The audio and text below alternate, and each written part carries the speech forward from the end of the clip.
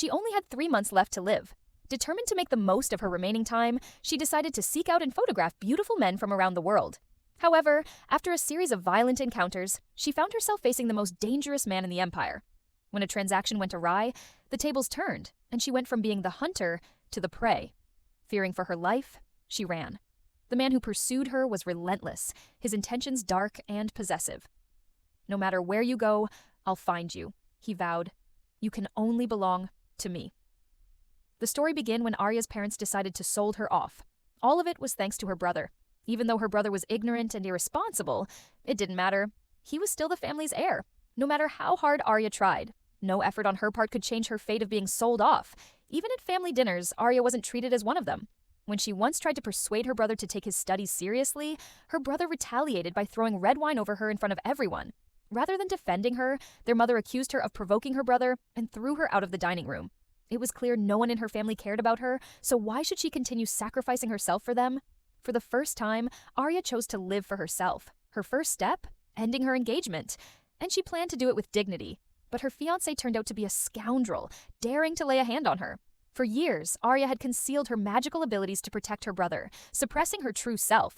But she had reached her limit. In a bold act of defiance, she confronted him head-on, her voice sharp and unyielding. "Call off the engagement," she demanded, her power simmering beneath the surface. "Unless you want to end up crippled, back off." Her parents were furious when they heard about it. They slapped her without reason, hurling vicious insults and calling her ungrateful. But Arya didn't care anymore. She simply asked to sever ties with her parents immediately. Her brother attempted to stop her with his feeble magic, but Arya refused to remain passive any longer. Today, she was determined to prove just how powerless he truly was. Breaking free from her family's control, she decided to start living on her terms. The first thing on Arya's agenda is finding a handsome man to fall in love with. And as luck would have it, the moment she stepped outside, she encountered the most striking man she had ever seen, Duke Kendall, a renowned warrior from the battlefield. The Duke exuded danger, but when Arya was nearly robbed by a thief, the man stepped in and swiftly dealt with the culprit. Arya didn't feel any fear despite her limited time left to live.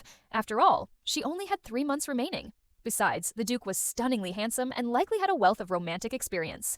Arya trembled with excitement, though the Duke mistook it for fear. In the next instant, Arya grabbed his hand and boldly asked, "Do you have a girlfriend? If not, then please consider dating me," Arya said boldly. In his 20 years of life, Ezran had never experienced a girl approaching him in such a way. Bound by a curse that instilled fear in everyone around him, no matter how many lives he saved, he was completely taken aback by Arya's unexpected behavior. Ezran hesitated, his voice quiet. My name is Ezran." Arya's eyes lit up, even more excited than before. "Your voice is beautiful too, Ezran." "It's nice to meet you." Her expression turned serious. "Do you want to date me?" Ezran, caught off guard, looked both dramatic and shy. "When you saw me strike down that thief earlier, your face turned cold." "Aren't you afraid of me?" he asked. Then, as if afraid of her answer, he turned abruptly and walked away. A flicker of hope sparked in his chest as he glanced back. She didn't chase after me. I knew it. What she said wasn't sincere. Little did Ezran know that Arya was captivated by his beauty and even more determined to win his heart. While she debated how to approach him next, Arya overheard a rumor. The Duke was cursed and desperately searching for an evolutionary magician. Wasn't that a sign just for me? She thought, a new strategy already forming in her mind. "There you are," Arya said, smiling brightly. "I've been thinking about it, and I realize I may have been too forward that day. You must have been scared. But perhaps our relationship could start as employer and employee. We could help each other." Ezran looked at the strange young woman standing before him. Despite his warnings and his intimidating demeanor, she showed no fear. Then, she revealed the news he'd been longing to hear. Reintroducing herself, Arya said, "I'm Arya, the first purification magician of the Empire. I can help you cleanse your curse and take revenge, but only if you agree to provide food and shelter." Ezran's expression hardened. He wasn't one to trust so easily. "Can you stand by your words? If you're lying, you'll regret the choice you made today," he warned with icy resolve. "I have nothing to lose anyway," Arya thought as she took his hand. Holy light began dripping from her magic, shining brightly around them both. Though the curse within him was deeply rooted, it began to weaken under her power. Despite her visible struggle, she managed to hold her ground. Ezran had been corrupted by the curse since childhood. No one understood better than him just how terrifying and agonizing it was. For years, his skin had festered, giving off a terrible odor. He was forced to wrap himself in bandages to contain the smell, enduring the fear and revulsion of everyone around him. He had trained himself not to hope for anything. But as Arya's magic took effect and his bandages were removed, he stared at his restored hand in disbelief. His heart pounded wildly, and an indescribable ecstasy coursed through him. With a faint, exhausted smile, Arya asked, "Will you sign a contract with me now?" As Arya collapsed under the weight of her magic, Ezran reached a resolute decision. He would protect her, no matter the cost. When Arya woke up, she found herself in the Duke's house. Ezran sat nearby, his expression unreadable. "I'll honor our agreement," he said simply. "But if you feel uncomfortable here, I can help you find another place to stay." Arya, however, had no intention of leaving. Her goal was to win his heart, and this was the perfect opportunity. Excited, she almost wanted to fly over and hug him. But seeing Ezran's reserved demeanor, she settled for a handshake instead. "Please take care of me in the future," she said with a warm smile. "I'll be good to you." Ezran, completely taken aback, stared at her incredulously. He'd never met someone unafraid of him before, let alone someone who spoke so kindly and casually offered to call him by a nickname. Ezran stood abruptly, his usual composure shattered. "You just fainted. I was only confirming your condition," he stammered. "Since you're fine, I'll be going now." Arya's face etched with confusion. Ezran seemed like someone deeply experienced in love, so why did he always turn her away? But Arya wasn't one to give up easily. Ezran, however, couldn't shake the feeling that he was being deliberately targeted. Still uncertain if Arya had fully recovered, he said, "You should lie down and rest." With that, he left the room. As soon as he was gone, Arya was so overjoyed that she rolled around on the bed. "Waking up to that stunning face is a blessing," she exclaimed. "He's so unfairly handsome. I really hope future generations can inherit his beauty." Unbeknownst to her, Ezran was outside the door and overheard every word. His handsome face turned red as he covered it with his hands and slid to the floor in embarrassment. "She's such a strange woman," he muttered to himself. Meanwhile, the Duke tried to compose himself, sitting with a teacup in hand for 9 hours. For those same 9 hours, Arya watched him from a distance, captivated. Eventually, Ezran broke the silence. "Do you have something to say?" Arya, with her usual determination, replied, "I've been waiting for you to talk to me." "I've been waiting here all morning. I thought we could have breakfast together," she said with a hopeful smile. Ezran froze, his grip on the teacup faltering.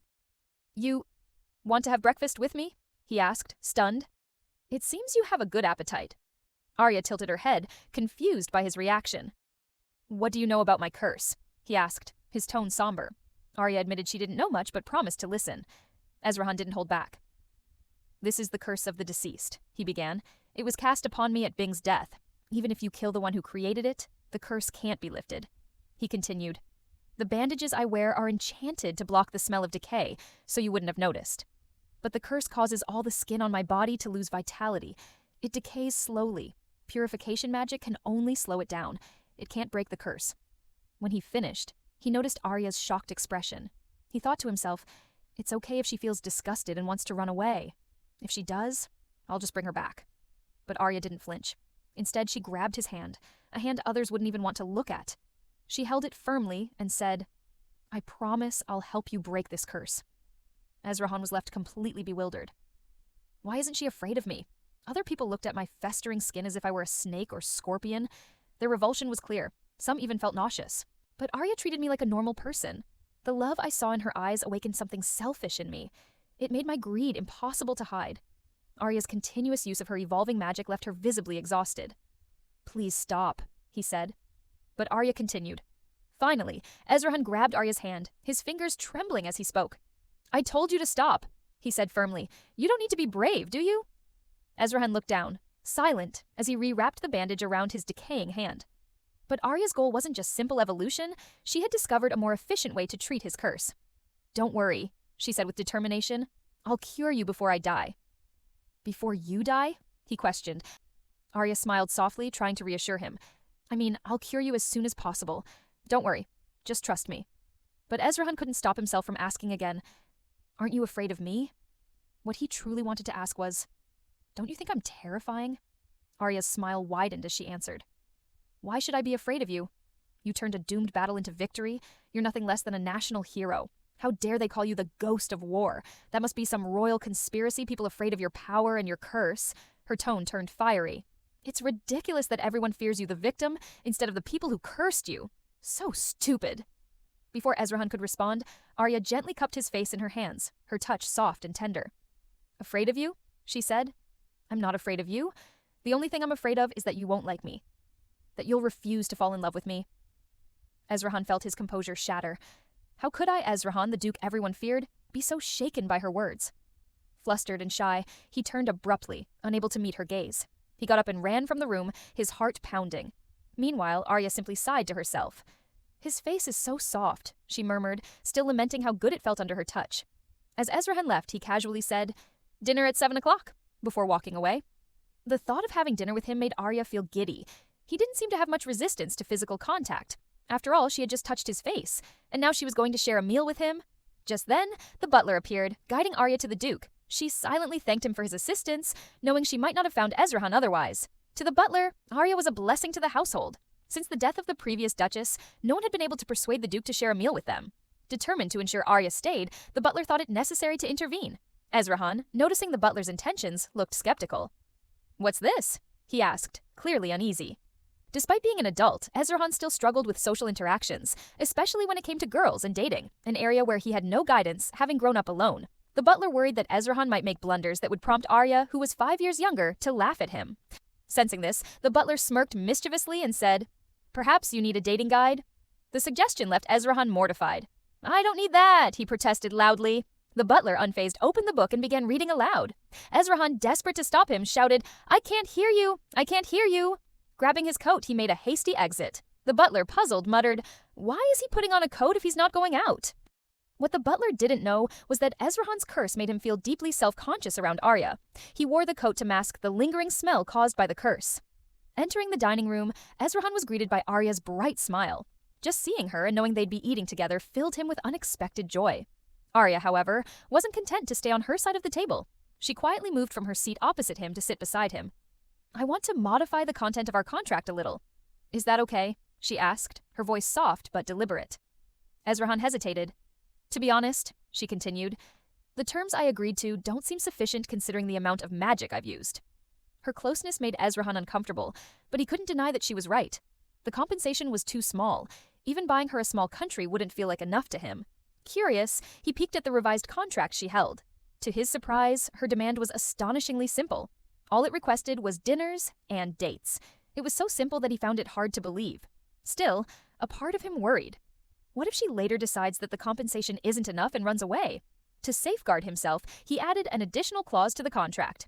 "If Arya fails to completely help me evolve the curse, she will bear all the consequences that come with it." This clause, he thought, would ensure her regret for provoking him in the first place. Even as he finalized the contract, he felt a pang of guilt and fear. But Arya had already agreed, and she was determined to see it through. With the new agreement in place, Arya wasted no time. "Let's go on a picnic tomorrow," she suggested eagerly. But Ezran shook his head. "I'm going to the Imperial City tomorrow. We can go the day after." He glanced at her, slightly suspicious. "Why are you in such a rush?" Arya smiled cheekily. "I'm in a hurry to win your heart. Is that so bad?" She even made a heart gesture at him, much to his bewilderment. Ezran, now growing accustomed to her boldness, calmly announced the start of their meal. Arya's spiritual energy seemed to recover quickly. The weather was beautiful, and she knew she needed to act fast. When Ezran returned after a few days, he seemed to radiate like the rising sun. Arya didn't hold back her admiration. "You're like the sun, Ezran. So dazzling." "You'll never fall," she said sincerely. "Your face is almost blinding." Ezran, ever straightforward, didn't catch the compliment. "What are you talking about?" he asked, brushing off her words as he noted the chill in the air. "It's still too cold. The best time for a picnic is at noon. Let's head back for now." But Arya wasn't deterred. Ignoring his words, she sat boldly at his desk and said, "You don't even have time to work on the evolutionary curse." Ezran froze, shocked at her determination and the speed at which she recovered her strength. Before he could respond, Arya removed the bandages from his hand. "The curse isn't as severe as you think," she explained confidently. "With one more evolution, it will be completely restored within a few days." Her assertion left Ezran stunned. Decades had passed with almost no progress on the curse. Ezran couldn't believe it had been resolved so easily. But then he thought about Arya fainting during the last evolution. A flicker of worry crossed his mind. "Is your health okay?" he asked. Arya shrugged casually. "I used up a lot of spiritual power last time," she admitted, "but this time, I've got the hang of it. Don't worry about me." She quickly changed the subject. "Now that the curse has evolved, how about a picnic with me?" As the chilly air made her shiver, Ezran watched her with a helpless expression. "I told you spring mornings are always cold," he muttered, but Arya had been waiting for this moment. She leaned in closer, sticking by his side for warmth. Looking up at him expectantly, she said, If someone gave me their coat, I'd be nice and warm. Ezran turned his head, avoiding her gaze. He hesitated, not because he didn't want to help, but because he feared the lingering smell of his curse on the coat might make her uncomfortable. Arya, unaware of his inner struggle, dismissed his refusal with a light-hearted remark. "Well, I don't want you catching a cold either," she said. Before he could respond, she dashed to the fountain, spreading a placemat on the ground. Turning back with a warm smile, she called out, "Come on, Ezran, sit down." He approached reluctantly and sighed. "You're so full of energy." "Of course," Arya replied cheerfully, reaching out to grab his arm. "Now come here, sit closer to me." Ezran kept his distance, curling up almost like a wary cat. Arya couldn't help but notice his hesitance. Has he been hurt before? She wondered. Why is he so resistant to contact? Though she'd never been in love before, Arya understood the importance of honesty in building a relationship. She vowed never to back down, even if he kept retreating. As they opened the food, Arya's eyes lit up greedily. The spread was impressive, far beyond her expectations. Not only had the butler prepared an array of delicious dishes, but he'd also included champagne. Before leaving, the butler had even offered his blessing, wishing his master a perfect love. As Arya admired the feast, she asked casually, "What kind of food do you like?" Ezran, lost in thought, responded plainly, "I don't like anything." His answer surprised Arya. "How boring," she exclaimed. "What's the point of living if you don't have a favorite food?" As Arya picked up a sandwich, Ezran watched her intently. "I love salmon," she said, "but I'm not a fan of the cucumber flavor."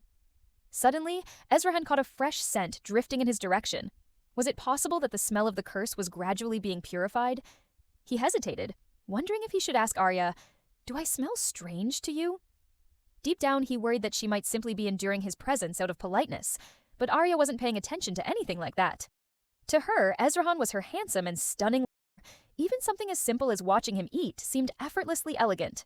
As her thought wandered, she gracefully waved her fingers, using magic to pluck flowers. The woven wreath she created had floated over to him, adorning him like a work of art. Even under the crown of flowers, his face was as breathtaking as ever. Ezran reached up to remove the wreath. "Stop teasing me," he muttered, though his tone lacked any real bite. Just then, a gust of wind blew the wreath away. Arya jumped up to grab it, but forgot the fountain behind her. With a soft splash, she landed in the water. Although the fall was gentle and didn't hurt, she ended up completely soaked, right on top of Ezran. Ezran let out a helpless sigh.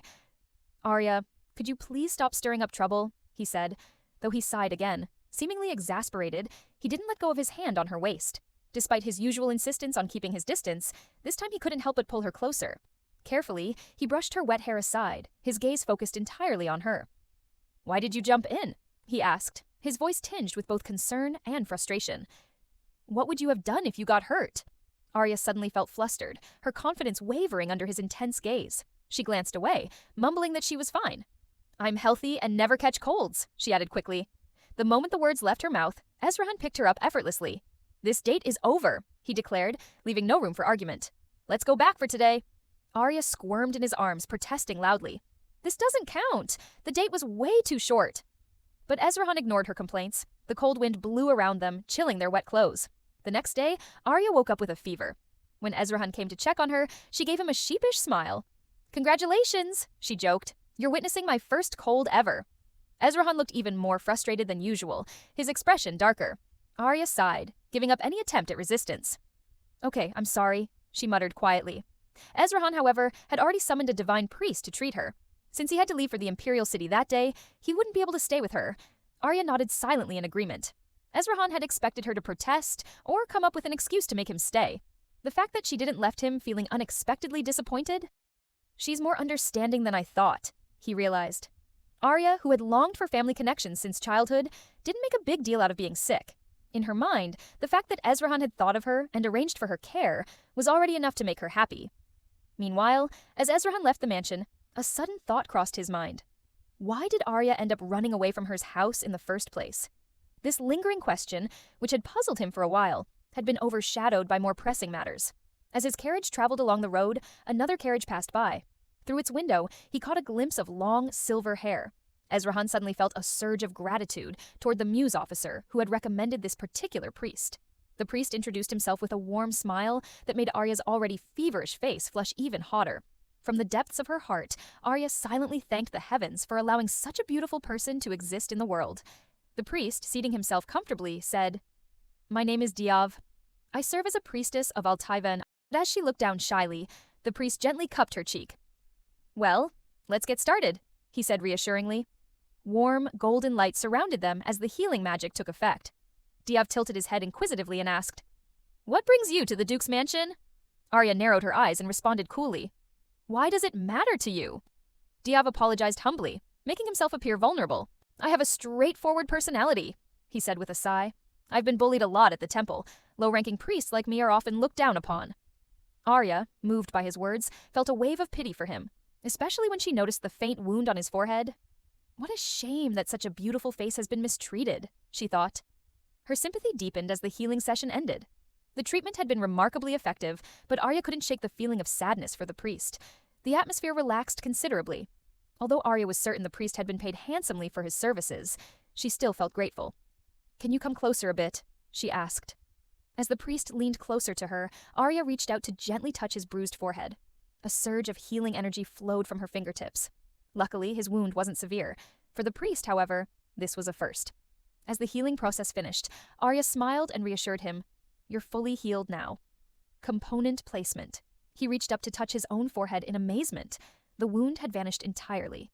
"It's incredible," he muttered, his surprise quickly shifting to pure joy. "Are you a healing magician?" Arya nodded lightly, her demeanor becoming more serious. "Can you be my healing wizard?" the priest asked eagerly. "I'll pay you handsomely." But Arya had no interest in taking on additional work. Her sole focus was treating Ezran. She simply didn't have the energy to spare for anyone else, no matter how compelling their offer. Besides, she thought with a smile, what would my lovely Ezran do if he got jealous? The priest, not one to give up easily, became more persistent. When his requests failed, he even considered kidnapping Arya, though he quickly dismissed the idea. Desperate, he made one last plea. "As long as you're available, even occasionally I'll take whatever time you can spare," he said. This time, Arya didn't refuse outright. Sensing an opportunity, the priest pressed on. "Then I'll take that as a yes," he said with a sly smile. "As a token of my gratitude, I'll always treat you for free. We must be fated to meet like this," he said warmly. "Why don't we become friends, Miss Arya? I really like you." Arya paused at his words. She had never had a real friend before, and with her limited time left, the idea of experiencing friendship felt strangely comforting. Smiling softly, she replied, "Well then, I'll be counting on you. Please take care of me." When Diav returned to the temple, he was like an entirely different person. Gone was the humble image he had portrayed to Arya. Instead of a lowly priest, he was revealed to be the future pope of the temple, known as Lord Lion, the great divine guardian, revered with the highest honor and respect. It wasn't that he lacked the desire to heal his wound. Rather, his power was too overwhelming. No one could heal him. Though he possessed extraordinary gifts, they had brought him no comfort. Sitting alone in the carriage, Ezran agonized over whether to visit Arya. After much hesitation, he decided against it, but the choice left him feeling deeply unsettled. He didn't need treatment, yet he found himself constantly drawn to her. Why did she occupy his thoughts so completely? When he finally opened the door and saw the face he'd been thinking of day and night, he froze.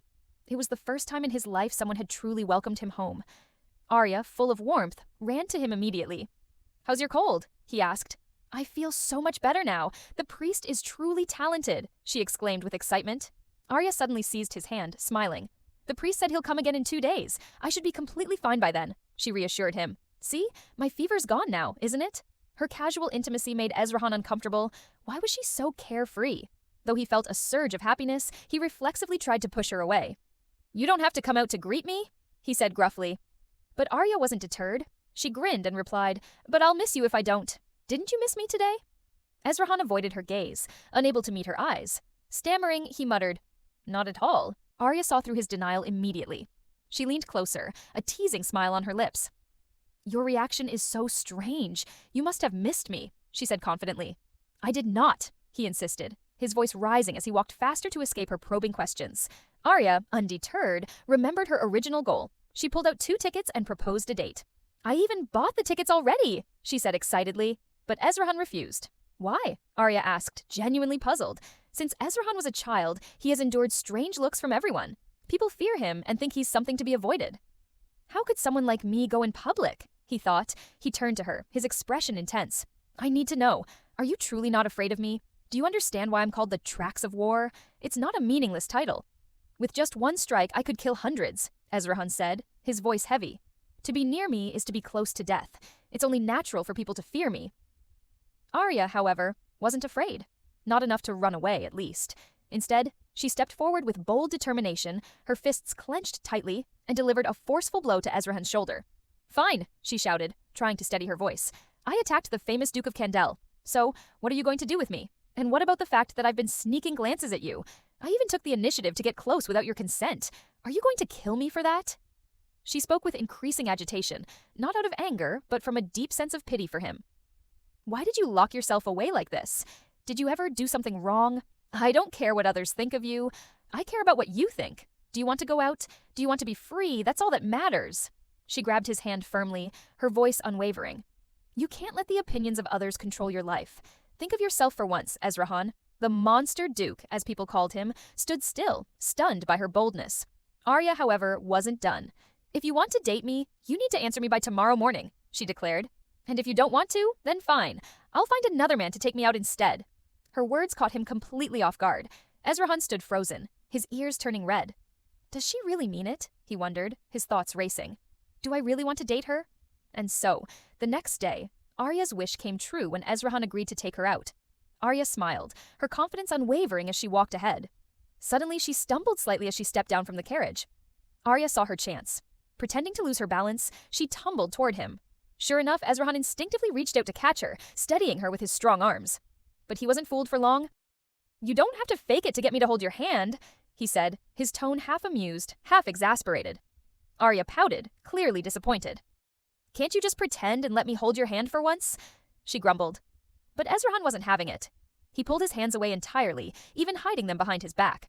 The crowd around them grew noisier, and Arya noticed the shift in his demeanor. Ezran's usual confidence wavered, replaced by nervousness.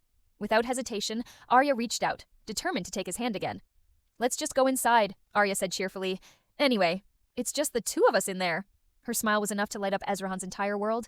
"You don't have to worry about anything," she said softly. What Arya didn't know was that she had already caught the attention of another powerful figure in the Empire. Back at the temple, Diav's adjutant trailed after him, chattering incessantly. "You're supposed to be the next pope of the lower realm. It's troublesome for you to be wandering around so much," the adjutant complained, but then he noticed something unusual. "The wound on your forehead. It's gone," he exclaimed. Diav touched his forehead and replied casually, "The healing magician cured me." The adjutant was stunned. "Someone who can heal you must be as powerful as you. How is that even possible?" Even Diav was curious, though he kept his thoughts to himself. "I'll learn more soon enough," he thought. Before returning to the carriage, Arya was suddenly stopped by someone. It's her ex-fiancé, with a woman clinging to his arm, greeted her with a smug smirk. "Ah, it's so good to see you," he said mockingly. "I couldn't help but call out to you." Arya's expression turned cold, her cheerful demeanor vanishing in an instant. With a sharp glare, she replied, "I told you before. I don't want to see you again. Are you deaf?" The Marquis ignored her words and sneered. "You're no longer the Arya of the Duke's family. You should know your place now." Before Arya could respond, the man launched a despicable attack, restraining her and rendering her unable to move or speak. The Marquis, clearly enamored by her beauty, began rambling about how he planned to kidnap her. As he reached out to touch her, his arrogance was cut short. Literally. In the blink of an eye, his arm was severed, and he let out a blood-curdling scream. The men controlling Arya were killed instantly, their body collapsing to the ground. Standing behind them was Ezran, his presence radiating quiet fury. He stepped forward, his voice low but commanding. "I've been waiting for you for a long time," he said, his eyes fixed on Arya. "You didn't come back, so I came to find you." He paused for a moment before asking, "If I punish those who don't know their place, would you be afraid of me? Would you be disappointed in me?" Arya looked at him silently, not answering. Meanwhile, the arrogant Marquis, oblivious to the impending danger, shouted, "Do you even know who I am?" Ezran's gaze was cold and unyielding, as if he were staring at a dead man. "Are you talking to me?" he asked, his voice low and menacing. The overwhelming pressure of his authority finally unsettled the Marquis, though he tried to maintain his bravado.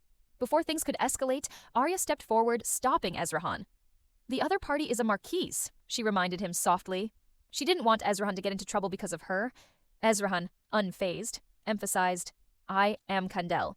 But Arya remained firm, insisting, "Even if you are the powerful Candel, you don't need to escalate this further." Ezran wanted to remind her of his imperial authority, the power granted to him by the Emperor to execute judgment as he saw fit. But before he could say another word, Arya grabbed his arm and dragged him away, rushing back to the carriage. Inside, Arya was visibly nervous, her breath quick and uneven. Ezran, watching her, felt a pang of confusion. Does she think I'm cruel? He wondered. Is that why she doesn't want to deal with me anymore?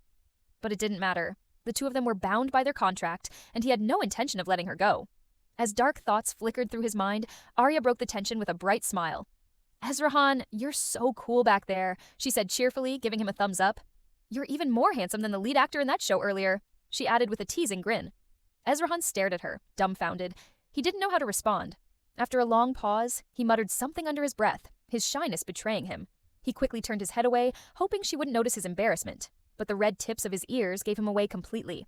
Meanwhile, Ezran remained oblivious to his deeper feelings. He also misunderstood the priest, Diav, still thinking he was a woman, and casually left Arya alone with Diav for treatment. Unfortunately, the previous day's incident had worsened Arya's condition. During the healing session, Diav, concerned, asked, "After I treated you last time, didn't you agree to rest more?" Arya offered a sheepish smile. "I'm sorry," she said softly, lowering her gaze. After a brief pause, Arya asked tentatively, "Can I ask you something?" The priest nodded warmly. "Of course," Diav replied. With a flicker of hope in her eyes, Arya asked, "Can divine power cure terminal illness?" The priest's expression grew somber. "No," they admitted gently. "Divine power cannot cure terminal illnesses." "If it can be cured, it's not a terminal illness," the priest said, his tone gentle but firm. Arya's heart sank. "So, does that mean I'm still going to die in the end?" Her sadness was evident, though she remained quiet, lost in thought. Sensing her despair, the priest added, "However, if you could meet the Pope, someone with the highest divine power, there might still be a chance for healing." Unaware of the priest's true identity, Arya began to wonder how she might meet the Pope. Little did she know, the priest was quietly observing her condition. He noticed the tangled spiritual circuits within her body, a rare and dangerous condition caused by excessive spiritual power. Left untreated, it could become life-threatening. Even if it didn't kill her, the illness would bring unending torment. The treatment was complicated, but wouldn't require much time, and the priest saw it as an opportunity to help. With a soft smile, he spoke up. "If you don't mind, may I treat you regularly? Even a little recovery would be better than nothing." Arya was taken aback. "Really?" she asked, hope flickering in her voice. "Of course. I'd be happy." Before she could say more, the priest pulled her into an embrace. "Forgive me for being so forward," he said softly, holding her tightly, almost as if they were lovers. Their breaths mingled as he began the treatment, the moment charged with an unspoken intimacy. Arya found herself caught in the ambiguity, unable to fully recover her composure even when the session ended. Releasing her, the priest said, "Today's treatment is over, but we'll need a few more sessions in the future." Still in a daze, Arya thanked him, though she hoped he wouldn't take the opportunity to make further requests.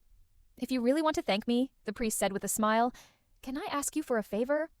The next morning, Arya rose early to find Ezran, only to be greeted by the butler's cheerful smile. "The Duke didn't return until midnight last night," the butler informed her. "He's still resting." Arya's expression immediately soured. The butler, noticing her disappointment, couldn't help but try to play matchmaker. After all, the two were the perfect pair. Why not help things along? "If you'd like," the butler suggested with a sly grin, "you could wake him yourself." "Who knows? It might even lead to something more serious, perhaps even marriage," the butler thought. Before Arya could protest, she was ushered into Ezran's room. The sheer size of the space left her stunned. When Arya entered the bedroom, Ezran was already awake, though still drowsy. He blinked at her in confusion and asked, "Why are you here?" "This is definitely the butler's doing," he thought. She moved closer and sat beside him, her tone light but direct. "Why don't we evolve the curse here in your room? Let's make it quick," she suggested. Ezran looked perplexed, unsure of what she meant. With a playful grin, Arya added, "Today, I'll start by cleansing your upper body. Skin contact makes it more effective." Tapping lightly on his chest, she said, "So, take off your shirt." Ezran hesitated, his eyes widening in surprise. Seeing his reluctance, Arya teased, "Should I take it off for you?" Flustered, Ezran quickly replied, "I'll do it myself," and began removing his shirt slowly. As the fabric came off, it revealed his body, wrapped tightly in bandages. The more self-conscious he felt about exposing himself, the more awkward he became. Arya, however, looked at him with a satisfied smile. Though Ezran refused to meet her gaze, her eyes didn't miss a single detail. Shyly clutching his chest, he asked, "Do I need to remove the bandages, too?" The atmosphere grew tense and awkward. Finally, Ezran bit his lip, his face flushing red as he unwrapped the bandages. He feared Arya would be repulsed by what she saw. Arya's smile faded as she realized the severity of his curse. The sight of his scarred and decayed skin shocked her, but she didn't flinch. Gently, she placed her hands on his chest. "Let me confirm the condition first," she said softly. "I'll start the inspection now." After a brief pause, she added, Your curse is incredibly strong. It won't be resolved in 1 or 2 sessions, but I'll do my best. She began the treatment, her touch steady and deliberate. Ezran turned his head, avoiding eye contact. The closeness between them left him feeling shy and vulnerable. Meanwhile, Arya felt her energy draining quickly. She pulled away, leaning against him for a moment, visibly exhausted. I overdid it, she admitted. I used too much spiritual power yesterday when I treated the priest. Trying to reassure him, she added, I'll adjust my approach in the future to avoid delaying your evolution. Oh, and I was thinking, can I help the priest with treatments occasionally? We've become friends, after all. Ezrahan's expression darkened with concern. Do you treat them the same way you treat me? He asked hesitantly. Arya, too distracted to hear, didn't respond. Ezran then remembered that the priest was a woman and relaxed slightly. He nodded and muttered, Do as you think best. Just as the tension seemed to ease, Arya spoke suddenly. Ezran, she said, her tone earnest, when will you be willing to fall in love with me? Before he could respond, Arya fainted from exhaustion, collapsing in his lap. Ezran sat silently, his fists clenched as he struggled with his emotions. The vulnerability of the treatment and her bold question left him conflicted and overwhelmed. In the days that followed, Ezran avoided Arya completely. No matter where she searched, she couldn't find him within 3 feet of her. Yesterday, when Arya agreed to help Diav, he rolled up his right sleeve, unveiling a large, shocking wound that rendered Arya speechless. Without hesitation, Arya began the treatment. How could you have gotten hurt like this? Arya asked, clearly concerned. He didn't answer, letting the session continue. Before long, the wound was completely healed, leaving no trace behind. This only strengthened his belief in Arya's incredible power, a power strong enough to rival his own. Unknown to Arya, the wound hadn't been an accident. Diav had deliberately hurt himself to test her abilities. After the treatment, Arya collapsed onto the bed, her exhaustion evident. Why does it take so much spiritual energy to treat you? She muttered weakly. Diav, the next pope, knew the reason but kept it to himself. He simply smiled and, in addition to thanking her, pulled out a drop-shaped ruby. This is your reward, he said. Arya gasped, her eyes widening. A gem? You're giving me a gem? Without missing a beat, Diav replied, his expression unreadable. A mine was discovered on my estate? Arya, delighted by the unexpected gift, twirled happily. 1 treatment earns me a gem like this? She exclaimed. Diav chuckled at her reaction. Is that how you show your surprise? He teased. Arya, catching on to his playful tone, joined in. Then, my lord, she joked, I will serve you for the rest of my life. You're not allowed to find any other magicians but me. Diav's gaze softened. Why would I need someone else? He murmured. In truth, he knew no one else could treat him as Arya could. He smiled, but his thoughts turned possessive. You won't be able to run away from me either, he thought silently. Meanwhile, Ezran had been avoiding Arya after their last treatment. Had he scared himself into staying away from her? During this time, Diav took on an unexpected role, becoming Arya's relationship advisor. While Ezran desperately kept his distance, Diav used the opportunity to bring Arya closer to him. Arya, observing Diav, couldn't help but notice his confident demeanor. He seems so experienced, she thought. He must have dated a lot of women. But when Diav whispered to her, his words hinted at something more strategic. That man, he said, referring to Ezran, is too emotionally guarded. Why don't you make him jealous? He reached out, gently twirling a strand of Arya's pink hair between his fingers. If he sees you with another man, he'll realize how he truly feels about you. Arya, who had been single for over 20 years, aside from her blip of an engagement to the arrogant ex-fiancé Marquis, couldn't help but scoff internally. Another man? How was she supposed to make Ezran jealous when there wasn't a single candidate in sight? But there's no other man around me, Arya protested, rejecting the plan.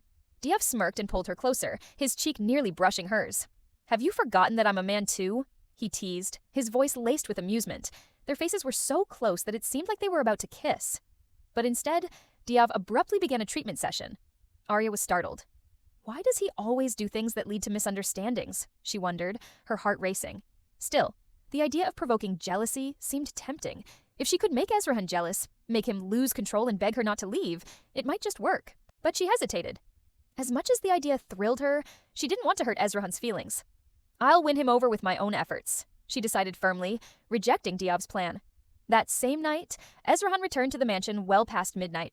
Arya was waiting for him, her expression a mix of frustration and disappointment. Seeing her, Ezran immediately felt uneasy. Why is she still awake? I'm waiting for you, Arya replied curtly. It's hard to catch someone as busy as you. Her words hit him like a blow. He knew he had to address the issue now. You haven't forgotten our twice-weekly dates, have you? She pressed. Ezrahan's heart pounded painfully, a strange mixture of sweetness and dread. He still didn't understand the unfamiliar emotions she stirred in him, which was why he kept running from her. Trying to deflect, he said, "Can we take a walk in the backyard tomorrow?" But his hesitant tone hurt Arya. She felt like she was the only one trying to keep their relationship alive. "You just want to focus on evolving the curse, don't you?" she thought bitterly. "I don't want to be like before, passively waiting and resigned to whatever happens." Her voice grew colder. "It seems you really are busy," she continued.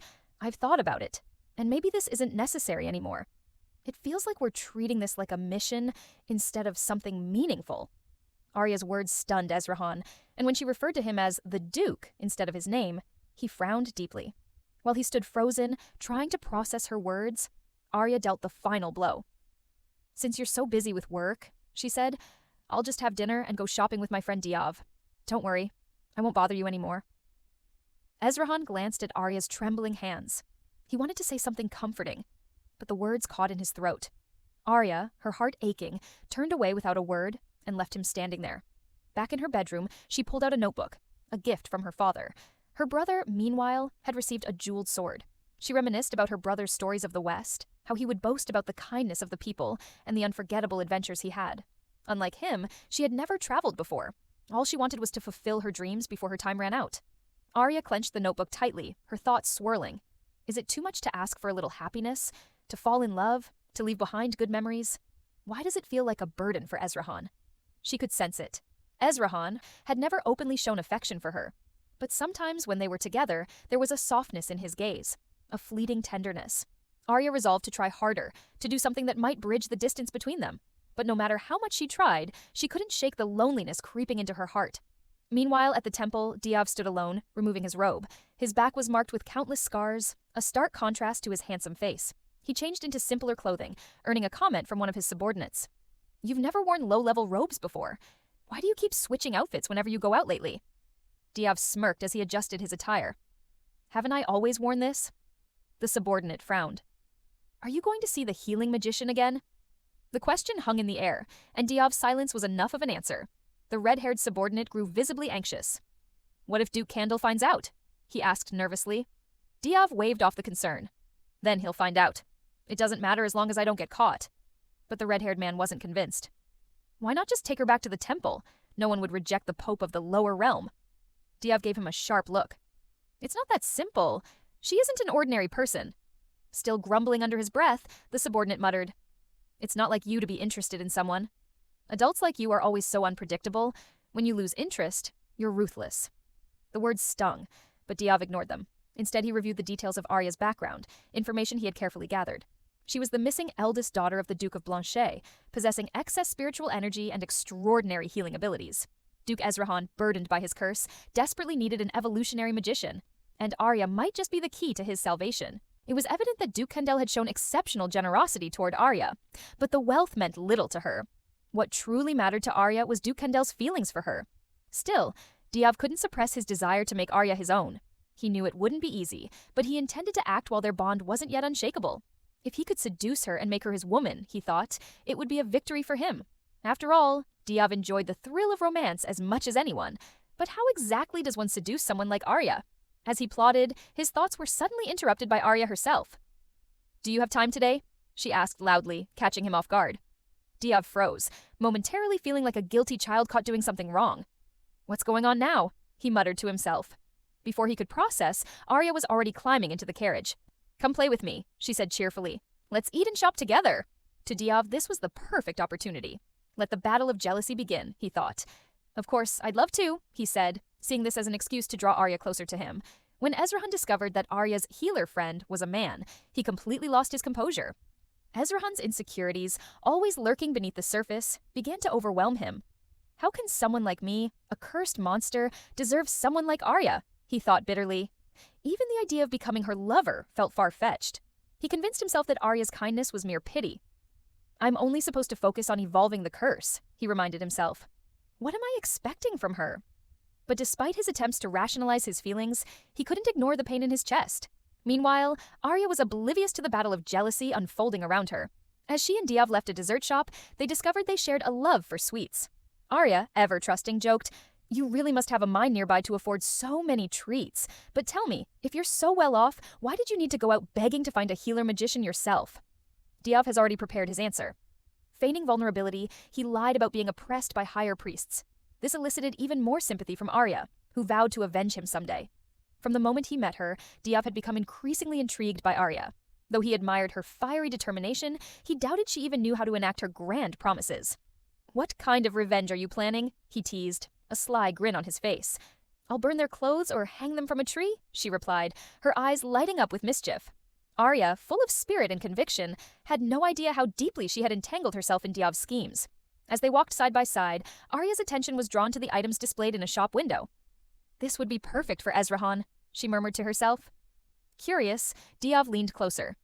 "What are you looking at?" Arya smiled. "Jewelry? There seems to be something that might suit you." After saying that, she dashed off to inquire about the price, leaving Diav standing there, waiting for her return. As Arya stepped away, Diav unintentionally collided with someone. Diav didn't think much of it at first, but the situation quickly escalated. The man he had bumped into grew hostile, clearly spoiling for a fight. Seeing Diav dressed in the attire of a lower priest, the man arrogantly demanded an apology. Diav, unfazed, issued a calm warning. "If you don't want to regret it, walk away now." But the aggressor only became more enraged, grabbing Diav by the collar and making a scene. It had been a long time since Diav encountered someone so recklessly courting disaster. Should I just burn him to ashes? He wondered, but decided against it. Revealing his identity here wasn't worth it. Instead, he sighed and lowered his head, offering a quiet apology. The man smirked triumphantly and began to gloat, but before he could say much, flames erupted around him. Within moments, the fire consumed his clothes, leaving him standing in nothing but a pair of pink bear-patterned underpants. Laughter erupted from the bystanders as the man struggled to cover himself. Diav froze in surprise, stunned by the sudden turn of events. Before he could process what had happened, Arya grabbed his arm and pulled him away. "Run!" she said, grinning mischievously. "Arya, was that your doing?" Diav asked, still bewildered. Arya, panting from exertion, looked back at him with a playful smirk. "Didn't I say I'd avenge you?" She flashed a bright smile, trying to reassure him. "Don't worry, if something goes wrong, I'll take responsibility and turn myself in." Diav tried to keep a straight face, but after a moment he couldn't hold back his laughter. Arya blinked, confused. "Why are you laughing like that? You look like a villain!" Her words only made Diav laugh harder. Resting his forehead on her shoulder, he chuckled. "You're so funny." As his laughter subsided, his gaze softened, but there was a greedy edge to it. "You're so amusing, so captivating. I can't help but want you," he thought. An intense desire filled his mind, urging him to take her into his arms and never let go. On the other hand, when Ezran discovered the truth that Diav was a man, a deep sense of regret overwhelmed him. However, his deeply rooted feelings of inferiority drove him to desperately rationalize his inaction. "You have no right to interfere with Arya's freedom," he told himself. "You can't let your emotions dictate her life." This inner conflict made him a deeply contradictory man. But no matter how hard he tried to stay away, he couldn't resist seeking Arya out. When he finally approached her after days of avoiding her, Arya appeared calm on the surface. "I see you finished your work," she said casually, but inwardly, her heart was blooming with joy. "He finally came to find me," she thought. Diava truly embodies a wealth of experience when it comes to love. It's been ages since I last saw Ezran, yet he remains as strikingly handsome as ever. A true masterpiece. Arya's thoughts betrayed her stoic demeanor. Breaking the silence, Ezran asked hesitantly, "How have you been?" Arya, startled as though caught doing something mischievous, replied quickly, "I've been good." She added, "I've been spending time with my friend lately," hoping to sound casual. Arya pushed the food around on her plate, trying to hide the nervous energy bubbling within her. Then she sneaked glances at him, wondering, is he jealous? But Ezrahan's voice was steady, almost indifferent. "Is that so?" he said, though the flicker in his eyes hinted at emotions he struggled to conceal. Determined to test him further, Arya said, "He'll hang out in my room for a while, and then be on his way, so there's no need to worry too much." Ezrahan's response was as stoic as ever. "I don't," he said evenly. But his indifference stung Arya, making her feel a pang of frustration. "Your eyes tell a different story," she said sharply. "Aren't you jealous?" Ezran insisted he wasn't jealous and didn't care.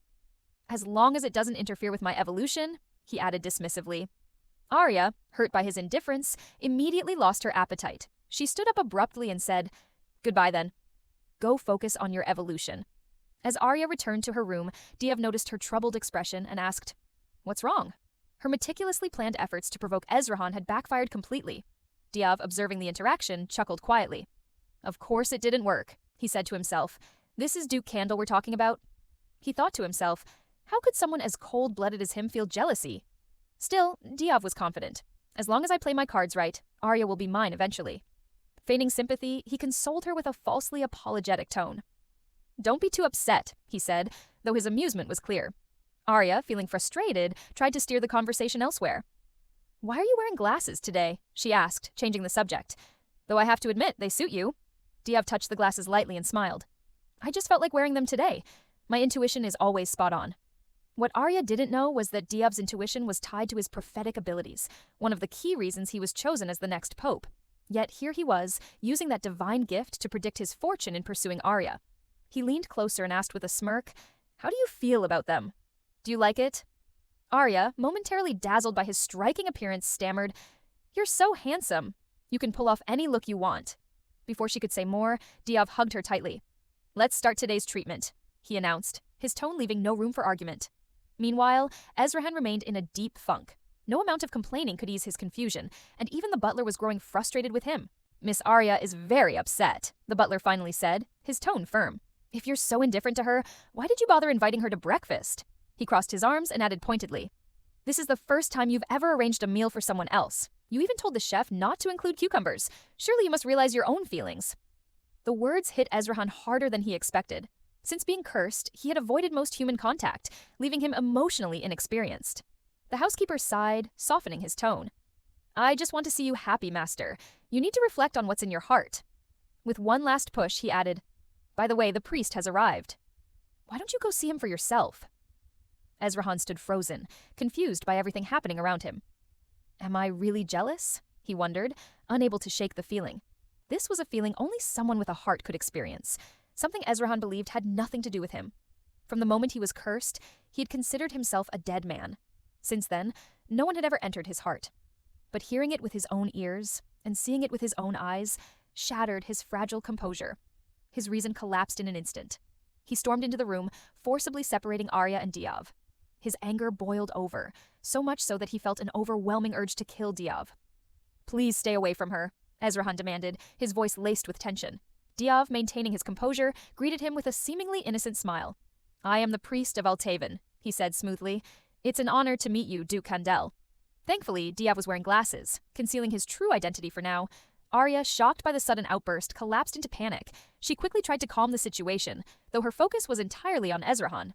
It's just therapy, she said hurriedly, desperate to explain. But Ezran's attention was elsewhere. Diav's hand resting on Arya's shoulder was unbearably glaring in his eyes. How could this look like friendship? Ezran clenched his fists, fighting the urge to act on his darker instincts. His killing intent simmered beneath the surface, but he held it back. What right do I have to interfere now? He thought bitterly. All he could do was order Diav to leave. Diav, noticing the shift in the atmosphere, prepared to leave but couldn't resist slipping in a sly remark. Does Duke Candel have feelings for Arya too? He mused with a smirk. If that's true, things were about to get a whole lot more interesting.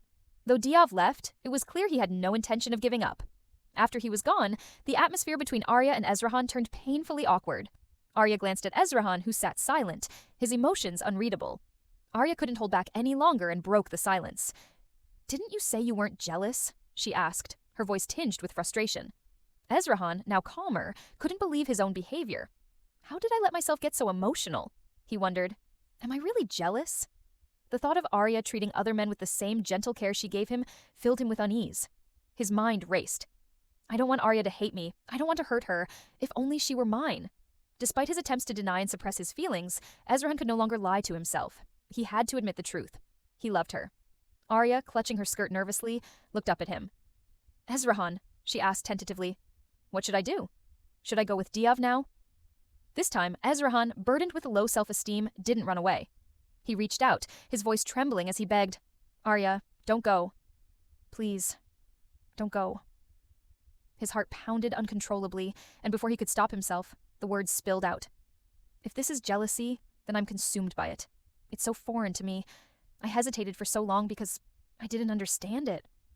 Finally, he asked the question that had been weighing on his heart. Does it still count when you said you wanted to fall in love with me? Because I like you. I love you. Arya took a moment to process his words, her heart swelling with joy. Of course it counts, she said warmly, jumping forward to hug him. Ezrahan's first reaction was tentative, but then he gently wrapped his arms around her.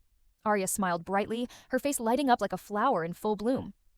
"Ezrahan," she said softly, "please take care of me from now on." Ezrahan, still dazed by the moment, muttered, "I should be the one asking you to take care of me." This was the first time he had ever experienced a love that went both ways, and it felt almost unreal. "I can't believe this is happening to me," he thought, holding her a little closer. Arya's plan was simple. She wanted to create unforgettable memories during their 3 months together, and then quietly leave. Meanwhile, Ezrahan, unaware of her intentions, had started planning renovations for the garden, a place he envisioned as part of his future home with her. But Arya, ever resourceful, quickly shifted her focus to her love plan. Ezrahan stumbled upon Arya's notebook one day, carefully flipping through its pages. He felt a pang of inadequacy as he read her notes, each one a reminder of the limitations imposed by his cursed body. On the back page, faintly pressed words caught his attention, but before he could read them clearly, Arya quickly covered the notebook away. "That scared me. I can't let him find out about my illness," she thought anxiously. Arya wasn't ready for Ezrahan to find out that she was terminally ill. Not now, not when they were just starting their relationship. As he read the completed tasks listed in her notes, he couldn't help but feel a surge of jealousy. He thought about the white-haired priest, Diav, and how Arya seemed to enjoy her time with him. "It looks like you've been having a great time," he said tersely. Arya rushed to explain. "These are just things I want to do," she said quickly. "They don't have to be with a lover." But her words only made Ezrahan angrier. "You have to do the rest with only me," he retorted, his voice laced with frustration. Though clearly upset, Ezrahan's reaction only delighted Arya. "You look so cute when you're jealous," she teased with a sly smile. Leaning in closer, she softly added, "But of course, I want to share these moments with my lover." Her words melted his defenses instantly. Without hesitation, he ordered someone to prepare the carriage. Arya, thrilled, hugged him tightly. "Ezrahan, you're the best," she exclaimed happily. Ezrahan's face flushed red as he shyly turned his head. Despite his jealousy, he couldn't resist her. Arya once mentioned she had no reason to dress up, but Ezrahan hadn't forgotten. He took her to the finest clothing store in the Empire, determined to treat her like royalty. As Arya emerged from the dressing room in an elegant dress, she sought his opinion. But Ezrahan sat frozen, his wide eyes locked on her in stunned silence. His silence made the clerk nervous. Even Arya began to fidget. "Is the Duke dissatisfied?" the clerk asked anxiously, rushing to recommend another dress. "How about this one instead?" But before anyone could react, Ezrahan finally spoke. "There's no need to choose," he said softly, his eyes never leaving Arya. "If you like it, I'll buy it all," Ezrahan said firmly. "And the jewelry you were looking at earlier, I'll get that too."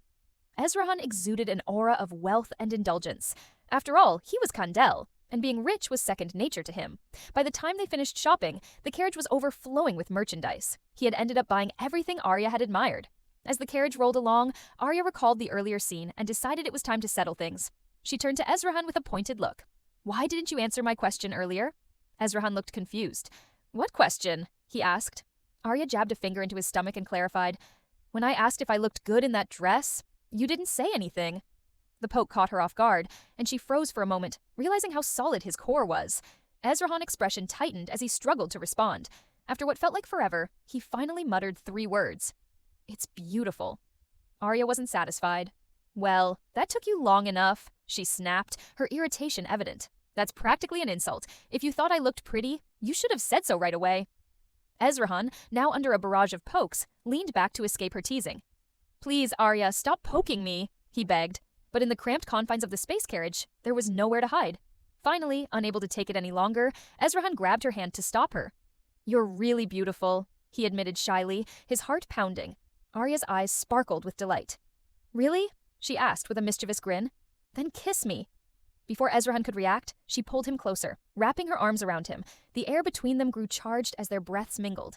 They were just about to kiss when the tension became too much for Ezrahan. Unable to handle it, he panicked and gently pushed Arya back. Ezrahan's overwhelming shyness got the better of him, turning intimate moments into awkward escapes. The next day, Ezrahan acted as though nothing had happened, but Arya wasn't satisfied. She decided to push the boundaries again. "Ezrahan," she said playfully, "it would be so nice if you fed me today. I want to feel the love of my boyfriend." Ezrahan frowned. "Both your hands are perfectly fine. Why do you need me to feed you?" he asked, clearly confused. Despite her protest, he slowly picked up the food and brought it to her lips. Arya took a bite, smiling happily, and then scooted closer to him. As Ezrahan blushed furiously, she leaned in to hug him and added with a bright smile, "Ezrahan, You really are the best." "You're so gentle," Arya said softly, her words filled with affection.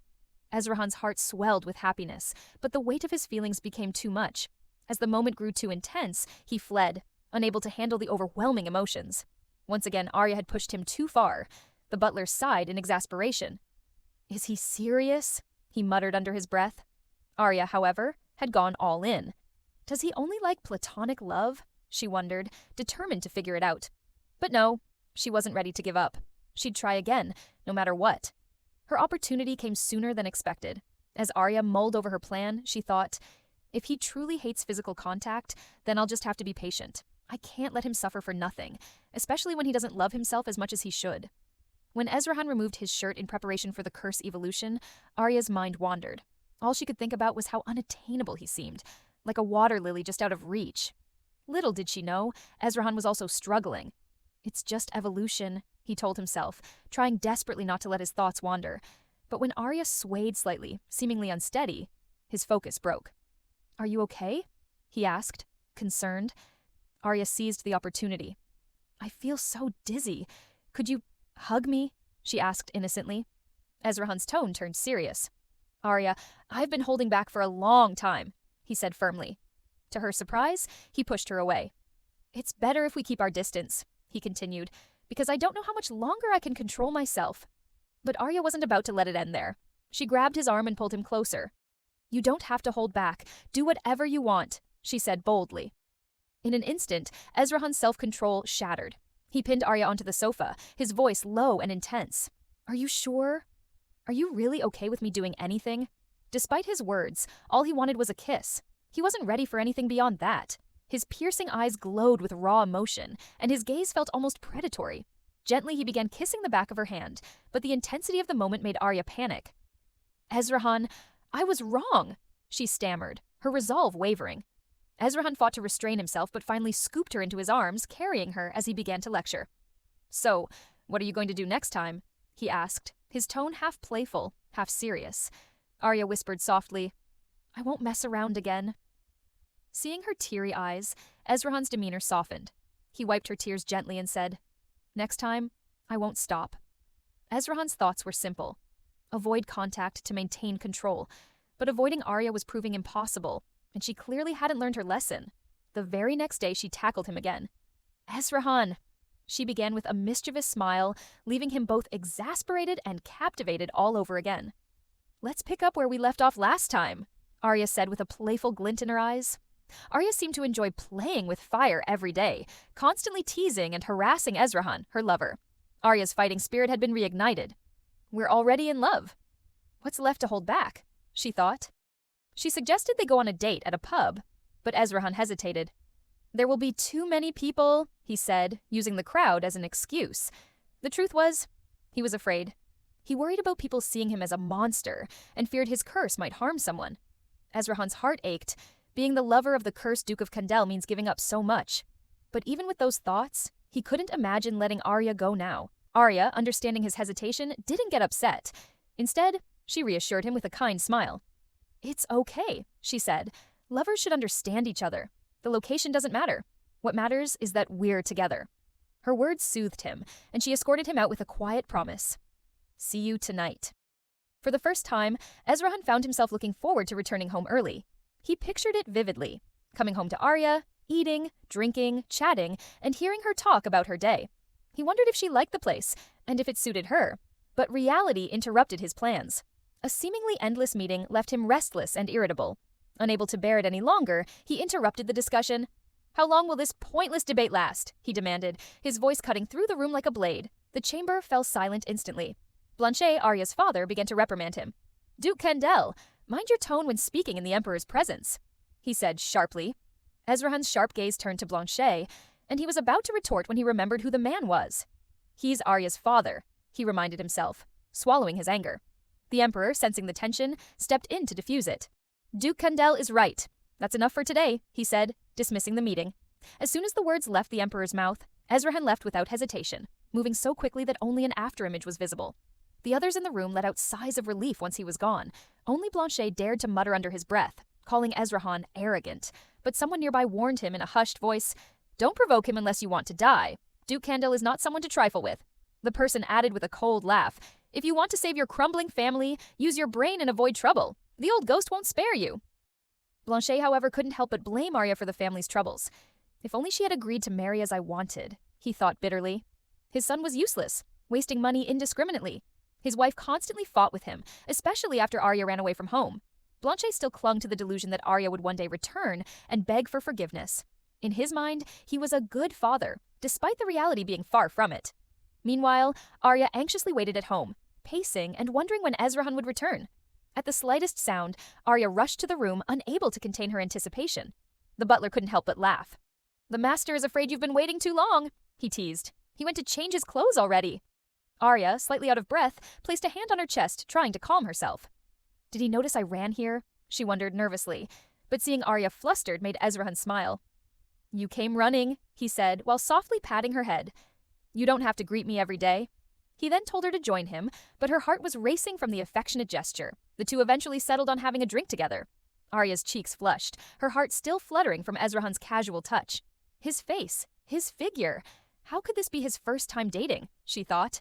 At the same time, Ezran was secretly observing her, wondering, why is she so expressive?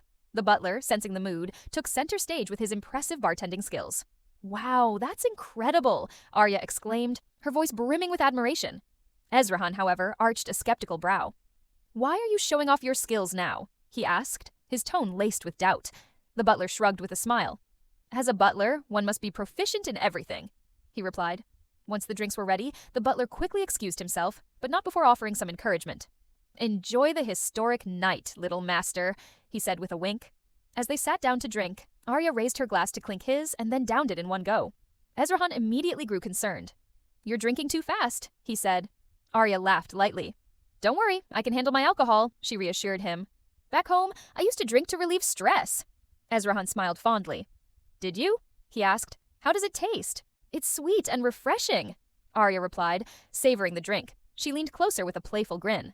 "Let's not go for a walk in the courtyard this time," she joked. "That fountain we fell into, it's dry now." As they drank and talked, Arya began recounting her day. Ezran listened quietly, the atmosphere between them growing warm and intimate. Eventually, Arya remembered to explain the situation with Diav. "He's just a friend," she said quickly. "He's even been helping with our relationship." Ezran frowned slightly but said nothing. Arya continued. "Anyway, can he still keep treating me? It's been effective, and I'll make sure he keeps his distance." She added with a smile. "I'll even tell him to change locations if that helps." Ezran hesitated. He didn't fully understand what kind of treatment Arya was involved in, but he could tell she wanted to keep it private. If it's for her health, he thought, I should support her. The last thing he wanted was for Arya to resent him. After a moment of thought, he said, "Do as you wish." Arya, thrilled by his agreement, leaned in and rubbed against his arm affectionately. "Ezran, you're so gentle," she said with a beaming smile. Arya, already feeling warm from the wine, began to flush even more. Her face turned an unnatural shade of red as the heat spread through her body. "It's so hot," she muttered, tugging at her clothes in an attempt to cool herself down. Struggling with the buttons, she grew frustrated and clumsily tried to tear her dress open. At that moment, she looked at Ezran with dazed, pleading eyes, seeking help. Arya reached for his hand, her expression filled with mischief. "Can you help me?" she asked sweetly, her boldness fueled by the wine. Ezran didn't understand what Arya was trying to do, but he felt himself spiraling into madness as the closeness grew unbearable. Ezran tried to pull back, his hands trembling with restraint. But Arya pushed him gently, her boldness unwavering. As the tension rose, Arya gazed at him intently. "Ezran," she asked softly, "are we finally going to finish what we started last time?" Ezran flustered, muttered to himself, "Arya is drunk. No, I have to hold back." But her wandering hands tested the limits of his self-control, fraying his nerves with every touch. "I need to wake up," he thought desperately. "I have to stay in control." "Arya, please stop," he said, his voice strained. But Arya only leaned closer. "Not unless you grant me a request," she said, with a teasing smile. Ezran turned his head away. "What request?" he asked cautiously. Without hesitation, Arya boldly replied, "I want you to kiss me." Ezran hesitated, knowing he was a little drunk himself. "I can't take advantage of her," he thought. But then he reasoned with himself. "It's just a kiss. Just one kiss." He reached out, cupping Arya's face tenderly. As he leaned in, he reminded her, "You have to keep your promises." His lips grazed her cheek, soft and fleeting, like a whisper of wind against her skin, and just as quickly, he pulled away. The brief, fleeting kiss left Arya dumbfounded. This isn't the kind of kiss I want, she thought. Without hesitation, she reached for Ezrahan's face, pulling him closer and pressing her lips to his. Ezrahan's eyes widened in disbelief as Arya's bold move left him stunned. Time seemed to stand still as he processed what had just happened. Meanwhile, Arya shook her head with a mischievous grin, rising gracefully as if nothing had happened. "This is how you're supposed to kiss," she teased, her tone light and playful. Ezrahan's irritation ignited, his patience fraying. Without a second thought, he pushed her back onto the sofa. "Why must you always test my self-control?" he growled, his voice low and intense. Before he could decide on a course of action, Arya closed her eyes slowly and... She's snoring? Ezrahan stared in disbelief. She had fallen asleep right after causing all this trouble. Mortified, he got up, his face burning with embarrassment. He hadn't felt this humiliated in a long time. The next morning, Arya was her usual lively self, bouncing around with cheerful energy. Only Ezrahan looked miserable, sporting dark panda-like circles under his eyes. "You're awake," Arya said innocently, as if nothing had happened. Her feigned ignorance only deepened Ezrahan's sense of grievance. Does she not remember anything? He wondered in disbelief. In truth, Arya remembered everything perfectly. But out of embarrassment, she decided to play dumb. "When did I fall asleep last night?" she asked, tilting her head in mock confusion. "I just remember lying down after the drink. Then nothing." Ezrahan looked as though he might cry. "She really has forgotten everything."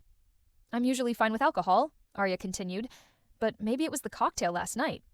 Ezrahan didn't care what type of drink it was. All he could focus on was the fact that his first kiss had been stolen, and the culprit didn't even remember. "Arya," he said, his voice firm, "you are not allowed to drink with anyone else in the future." "Why not?" Arya asked, genuinely confused. "Everyone says I handle my alcohol just fine." But Ezrahan's expression only darkened further, his jealousy boiling over. Arya, sensing his sour mood, pouted. "Why are you making such a big deal out of it? Drinking is fun. What's the problem?" she asked. Ezrahan's glare only deepened. Who did she drink with before? Was it an ex-boyfriend? He thought bitterly. His stony silence and stinky expression made Arya feel wronged. How is this fair? She thought. He's clearly had plenty of lovers himself. Their tension was interrupted by a knock on the door. The butler entered and announced, "Diav has arrived and is waiting for Arya." Ezrahan clenched his fists tightly, his irritation reaching new heights. Through gritted teeth, he replied, "Take him to the reception room." Though their relationship had progressed with kisses and hugs, the path to true love remained rocky. Both of them secretly believed the other had extensive romantic experience, leading to hidden frustrations and misunderstandings. To make matters worse, the priest's timely arrival only fueled Ezrahan's jealousy. Why is he here now of all times? Ezrahan thought, his mood souring further. He ordered the butler to handle the priest, all the while seething inside. Ezrahan had made one thing clear. Diav was never to step foot in Arya's bedroom again. Arya, however, didn't seem to care much about his objections. To her, healing was the priority. The moment she entered the room, she saw Diav sitting leisurely, his usual air of enthusiasm intact. Though Arya felt a twinge of guilt for how she had dismissed him last time, Diav didn't seem bothered in the slightest. "There's nothing to feel sorry about," he assured her with a smile. "Did you do something wrong to me? If you really feel bad, just come to me next time for treatment." He glanced around with a playful look. The atmosphere here is a bit tense. Arya didn't realize the Duke's spies had already been keeping an eye on Diav. Gathering her resolve, she formally addressed Diav. "I'd like to change the location for treatment going forward," she said. Diav raised an eyebrow, his smile faltering slightly. "Did your lover make you say that?" he asked, his tone light but pointed. She met his gaze evenly, her voice steady and clear. "No, this is entirely my decision. But you're right.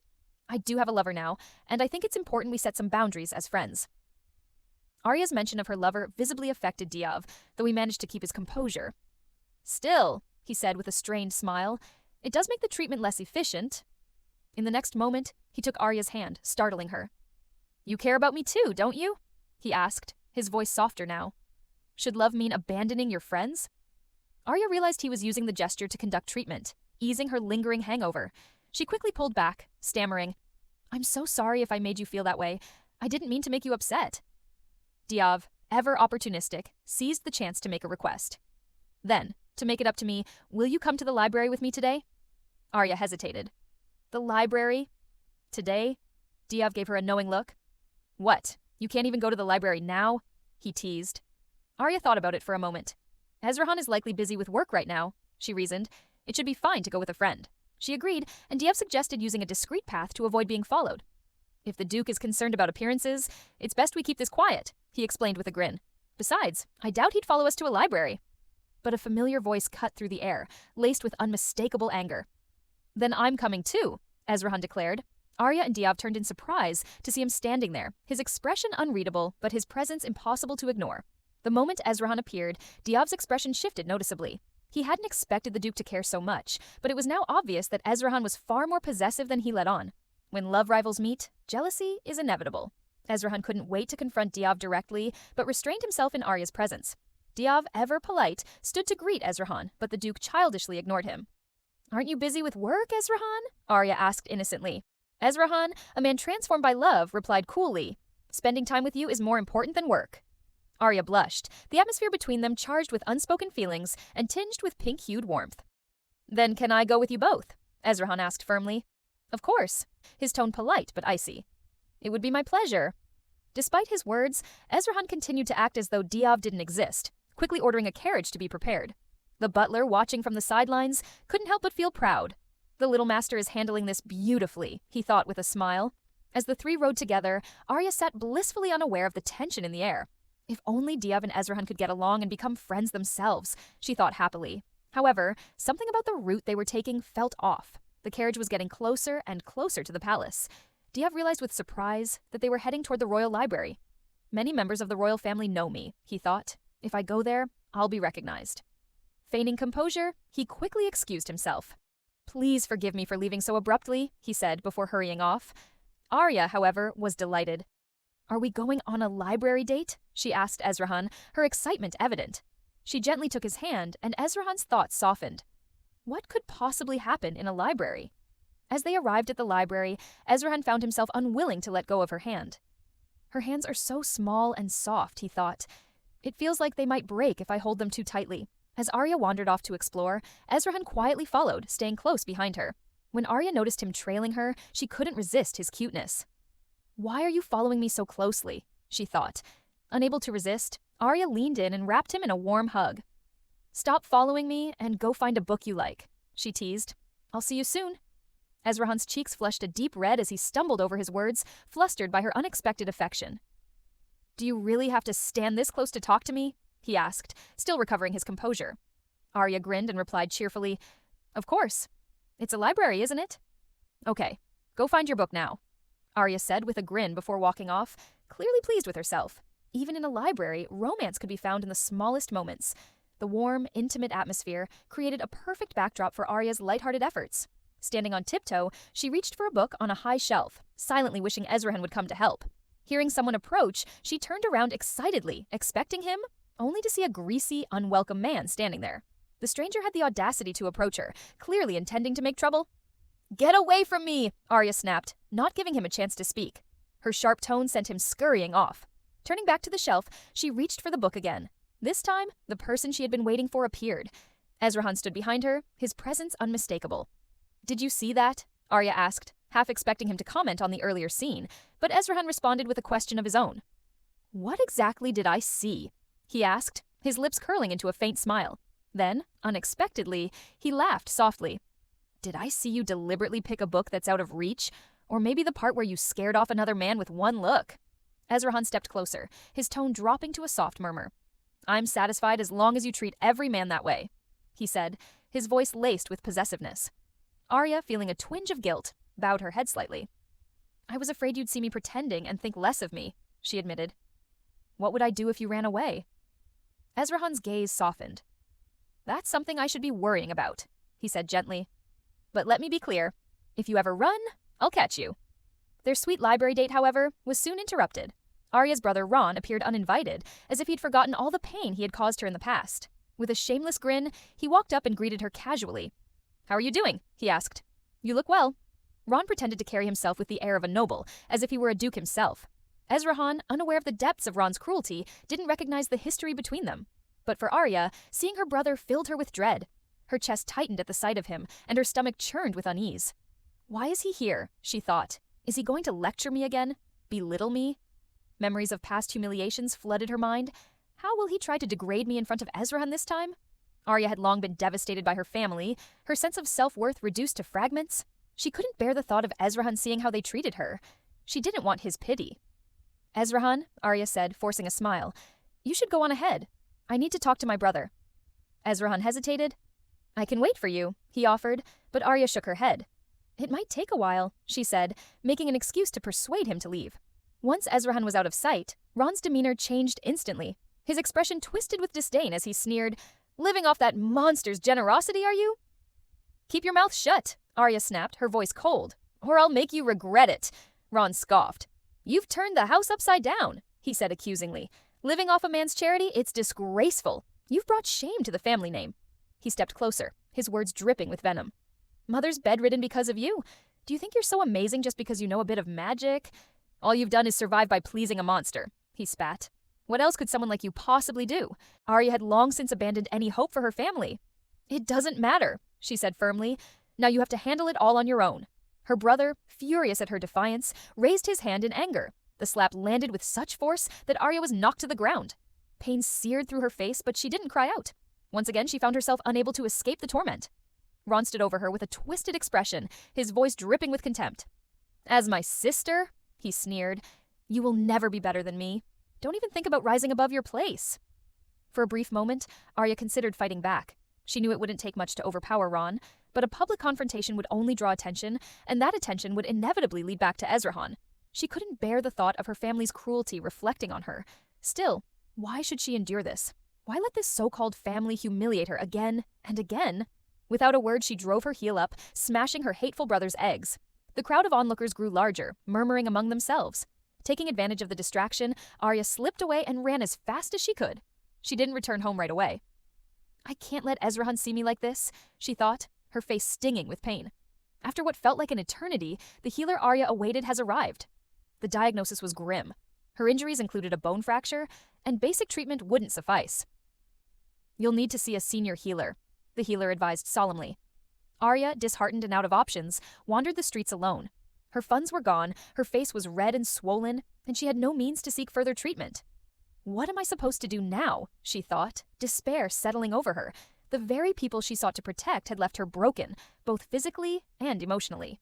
Arya tried to cover her injury with makeup, but it was impossible to fully hide the swelling and bruising. As she walked aimlessly, Ezran suddenly appeared, striding toward her with urgency in his eyes. "I was worried about you," he said, his voice firm but gentle. He reached out to take her hand. "Let's go back," he said. But as he moved closer, something shifted. A powerful, murderous aura erupted from him, stopping Arya in her tracks. "What's with this wound, Arya?" he demanded, his voice low and dangerous. "Who dared to touch your face?" Arya froze, unsure of how to respond. "What do I say? Do I tell him I fell?" Before she could come up with an excuse, Ezran's sharp gaze locked onto her, and he spoke with chilling precision. He knew exactly how she had been hurt, and by whom. His sharp gaze scanned Arya's face. "You were beaten just a few hours ago, weren't you? And you sought treatment from a lower-level priest. It didn't work, did it?" Arya's heart raced. How does he know this? She wondered, recalling how easily Ezran had once severed someone's hand. If he knew who had hurt her, there would be no mercy.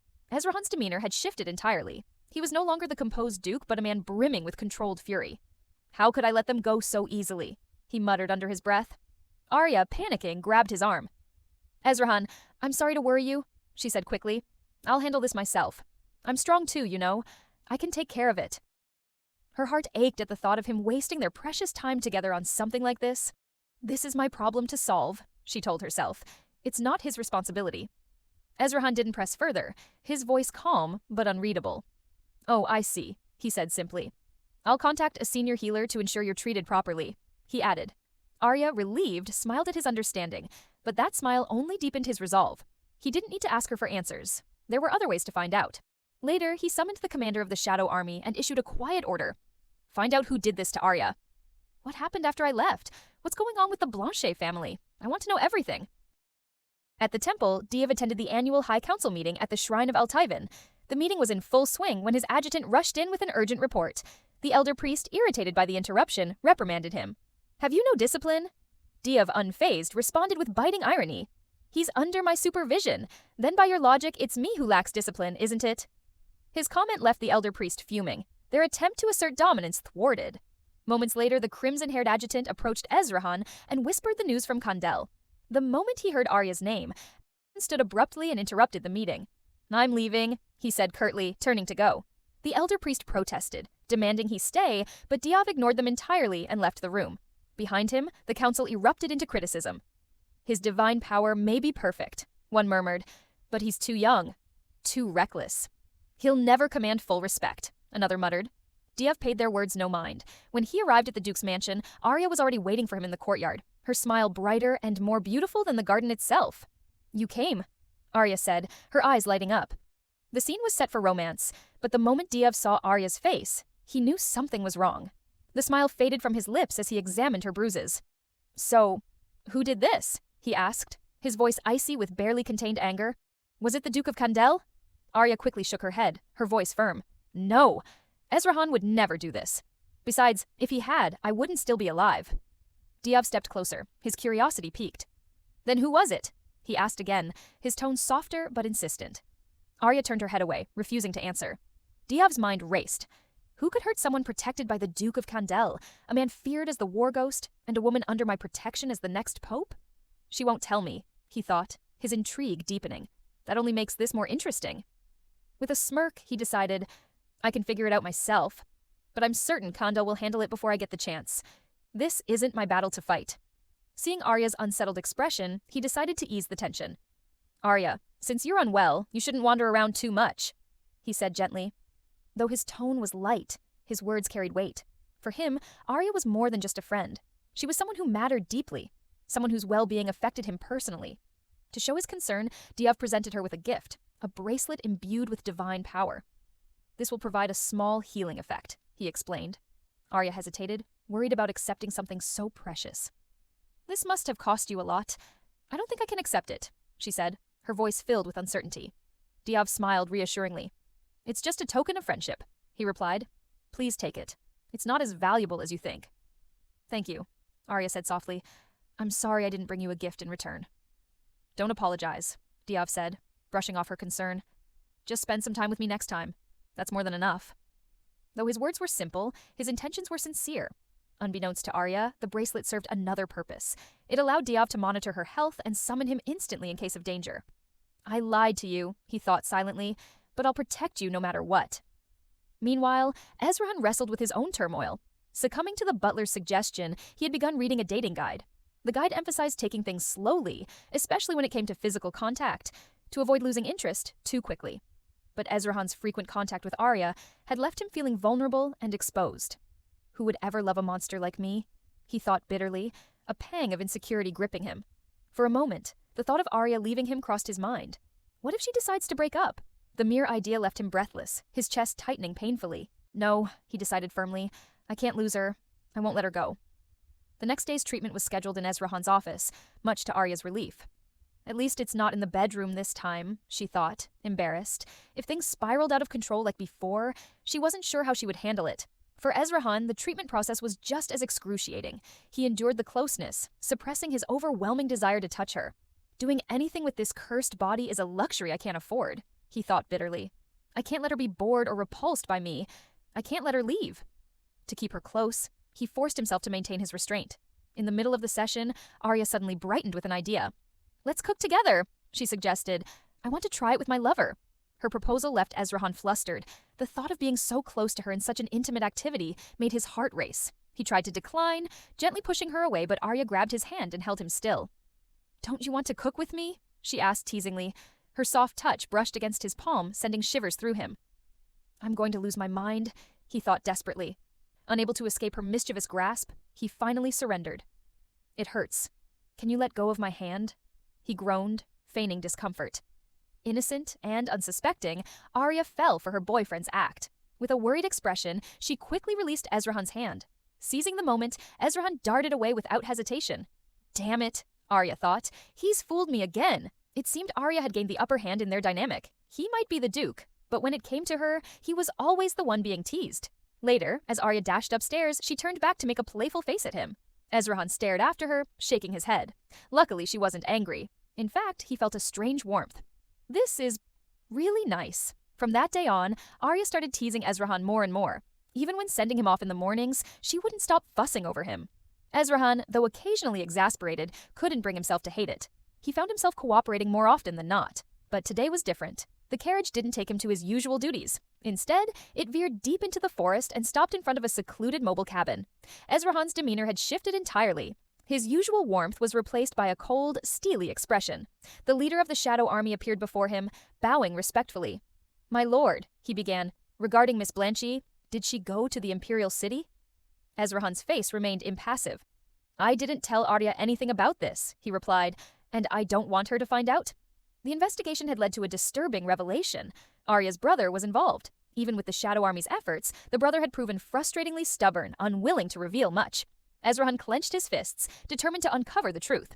The confrontation escalated quickly. Arya's brother started hurling accusations at Ezran, but before he could finish his tirade, Ezran silenced him with a single, powerful punch.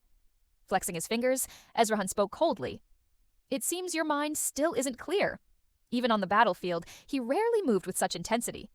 "You dared to lay a hand on my Arya," he growled, his voice low and menacing. The man's screams filled the air as he collapsed to the ground, unable to move. Ezran calmly wiped the blood from his hand. "I don't want to kill you," he said, his tone steady but chilling. "But remember this. The only reason I'm letting you live is because Arya doesn't want me to harm you." A few days later, Arya suddenly had a realization. She had been so preoccupied with teasing Ezran that she hadn't noticed the lack of progress in their relationship. "Only 10 weeks remain in our 3-month agreement," she thought, a twinge of worry creeping in. Determined, she decided to test the waters. "So," she began casually, "how slowly do you think we should take things?" Ezran hesitated, avoiding her gaze. "As slowly as possible," he replied, but then she added, almost in a whisper, "But I want to be with you right away." At that moment, a maid accidentally dropped a tray of plates in the background. The butler, ever tactful, quickly ushered the staff away to leave the couple alone. Now alone, Arya looked at Ezran with a teasing smile. "Which one do you want?" she asked, her voice playful. Ezran blinked, flustered. "What do you mean?" "All of it," she replied confidently. "Hugs, kisses, everything." Before she could finish, Ezran leaned forward and silenced her with a piece of bread. His emotions swirled, desire, fear, and uncertainty, all fighting for dominance. Breaking away, he whispered, "You need to understand. My body is riddled with scars, cursed and rotting. My skin is festering and hideous." His voice cracked slightly as he continued. "It wouldn't be surprising if you thought of me as a monster." The thought of Arya recoiling in fear, of her leaving him, made him feel like his world would collapse. "I'm sorry," he said, his voice heavy with regret. "It's hard for me to get close to you." His intent was clear. He wanted her to give up on him. But instead of retreating, Arya's determination only grew stronger. "Then I have no choice," she said firmly. "I'll just have to treat you even more seriously." Ezran looked at her, utterly confused. Arya grabbed his hand, holding it tightly. "If this is what you're worried about," she said, "then I'll work even harder to help you evolve. I'll make sure you're no longer ashamed or embarrassed." Her words struck him like a wave of warmth, flooding his chest with a sensation he couldn't quite describe. Is this what love feels like? He wondered. He had grown accustomed to the scars and the pain, to a life of isolation and suffering. But in this moment, he felt something entirely new, a deep, overwhelming gratitude. Perhaps, in some twisted way, he could even thank the curse. Without it, I might never have met her. As Arya calculated the remaining time needed for his evolution, she smiled to herself. "The upper body's not finished yet," she noted aloud, already planning the next steps. Arya felt the urgency to act quickly. After all, she was the only one who could help Ezran. But the question lingered in her mind. Who would place such a cruel curse on him? Falling in love with Ezran seemed anything but easy. Even now, she wondered, why does he always seem so hesitant, so reserved? Could this really be his first time falling in love? Arya reminded herself that she wasn't seeking a lifelong relationship. Her time was limited, and she just wanted to experience 3 months of happiness.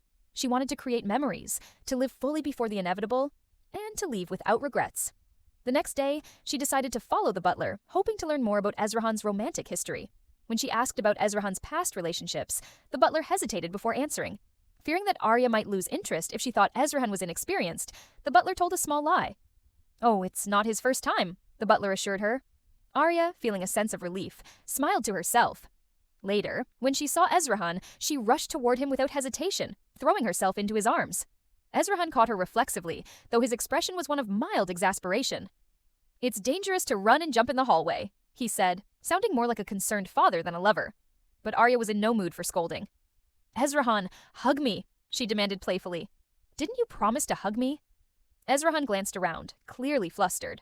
"There are too many people here," he began, but before he could finish, Arya grabbed his hand and pulled him away. She led him into a small, cramped storage room. The air inside was warm, and the close proximity only made it feel hotter. "This is fine, right?" she asked, grabbing his arm and standing on tiptoe, waiting expectantly for his hug. Ezran hesitated for a moment before wrapping his arms around her, holding her carefully as if she might break. Being hugged so openly stirred something in Arya, making her feel content. Arya, who had been smiling moments ago, suddenly froze. Something about the embrace felt off. Her brow furrowed as she leaned slightly against him. "Is he carrying a sword?" she thought curiously. "It's not a sword," she murmured, her eyes narrowing slightly. Before she could say more, Ezran shoved her away gently but firmly, his expression a mix of embarrassment and panic. "That's enough," he muttered, his voice uneven as he tried to calm himself. Arya didn't press further, though a mischievous smile played on her lips. "He's so adorable when he's flustered," she thought, feeling satisfied. However, her face remained bright red, and she avoided looking directly at him. "Last night I was worried about the curse spreading further," she thought. "But clearly it hasn't affected below." Trying to deflect, Ezran glanced at her wrist and commented awkwardly. "You seem to be wearing that bracelet a lot recently." Arya looked at him with a small grin. "Do you think it's pretty?" "It's a gift from Diav," she replied casually. Ezran's expression darkened ever so slightly, but he said nothing. As soon as Arya finished speaking, she realized she had made a mistake. Her words sparked a wave of jealousy, overturning Ezran's carefully contained emotions. "Why did I try to hold back?" he thought, anger simmering beneath the surface. But he reminded himself of the advice from the book.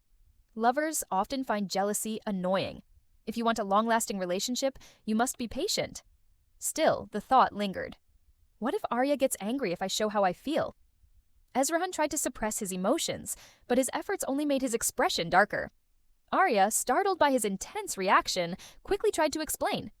"It's just a bracelet," she said hurriedly. "It's imbued with divine power to help with my health." Though he tried to act indifferent, the strained smile on his face betrayed his feelings. "I didn't misunderstand," he said flatly, but inside his jealousy was eating him alive. Still, he forced himself to maintain his composure. "Of course, it's normal for friends to give gifts," he added, pretending not to care.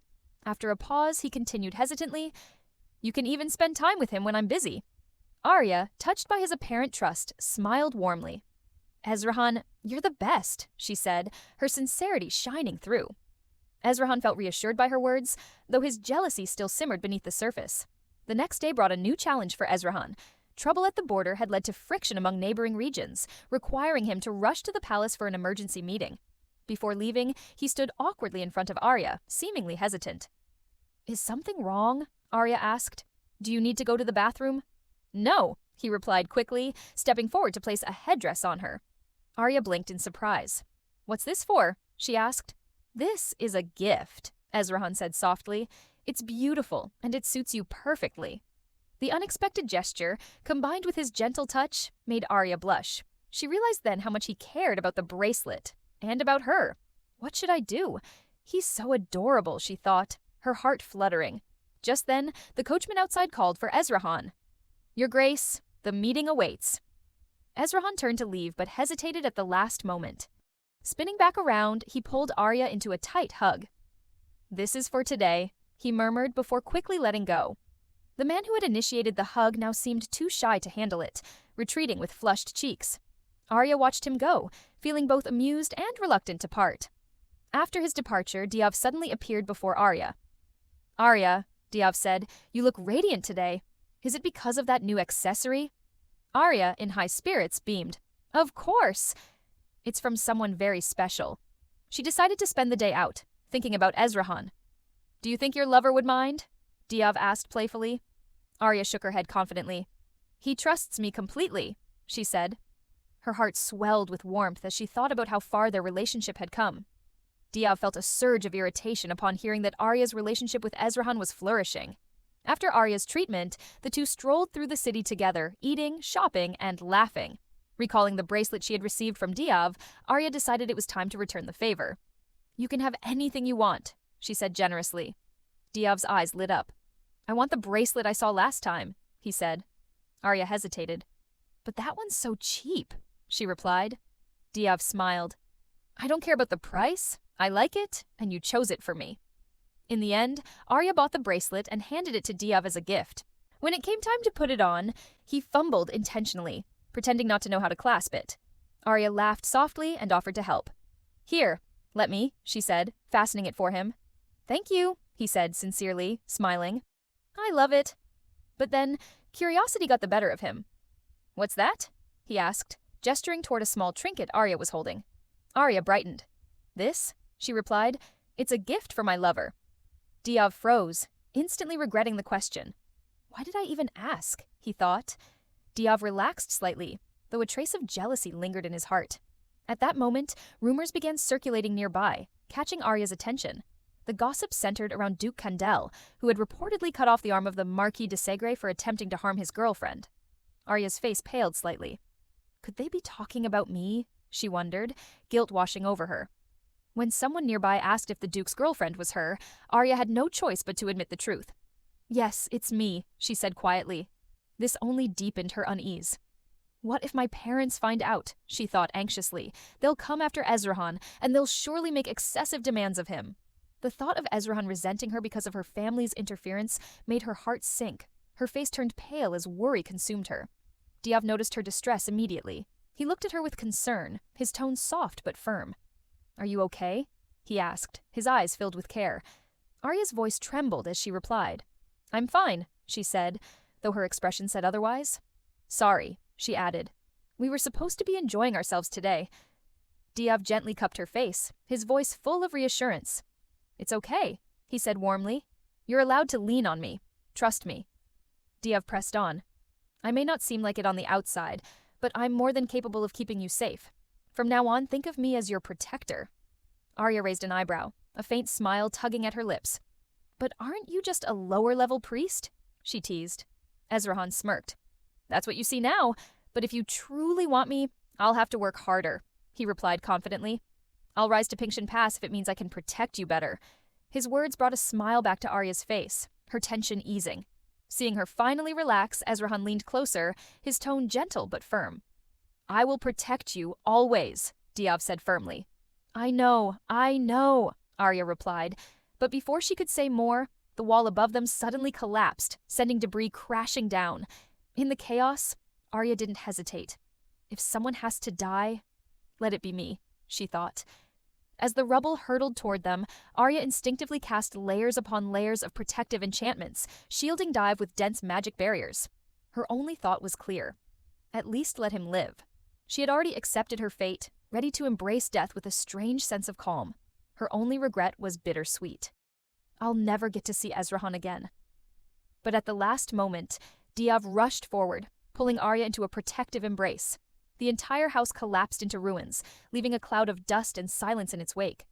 When Arya opened her eyes, disoriented and trembling, her first thought was, Am I still alive? She turned to see Diav covering on top of her, the barrier still intact, having protected them both.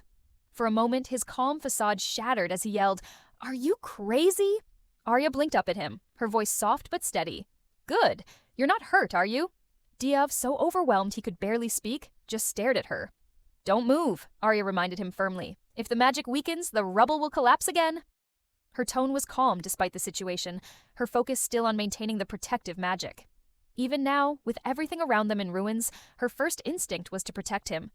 Diav looked at her, baffled. Why would she do this? He wondered, raising his hand to use his powers. As he did, the rubble shifted, falling harmlessly to the side. Why would you do something so stupid? He demanded. Arya tilted her head, confused. What are you talking about? She asked. I'm asking why you used all the protection magic on me. Diav's voice was sharp, his frustration evident. Neither of them seemed to understand the other. His emotions boiled just beneath the surface, yet Arya's expression only deepened into a frown. I saved you. Why are you angry with me for that? I can't tell you. I can't admit that my time is running out, that I'm ready to face the end, she thought. Arya hesitated, unable to explain her reasoning without revealing too much. I did it because... She paused. Because you're my friend, she finished simply. Diav stared at her, incredulous. "You're crazy," he muttered, shaking his head. They had only met a handful of times, and yet she had risked her life for him. He couldn't believe anyone would act with such pure kindness. Kindness is usually just a mask for selfishness, he thought bitterly. People act to benefit themselves. But Arya's actions didn't fit into that framework. She had genuinely been willing to sacrifice herself to save him. Would anyone really do that for someone else? He wondered. Arya's cheerful clapping broke him out of his thoughts. "Anyway," she said brightly, "we both survived. That's all that matters, right?" Her smile was disarming, her lightheartedness contagious. Diav looked at her in stunned silence, realizing he had no idea how to respond.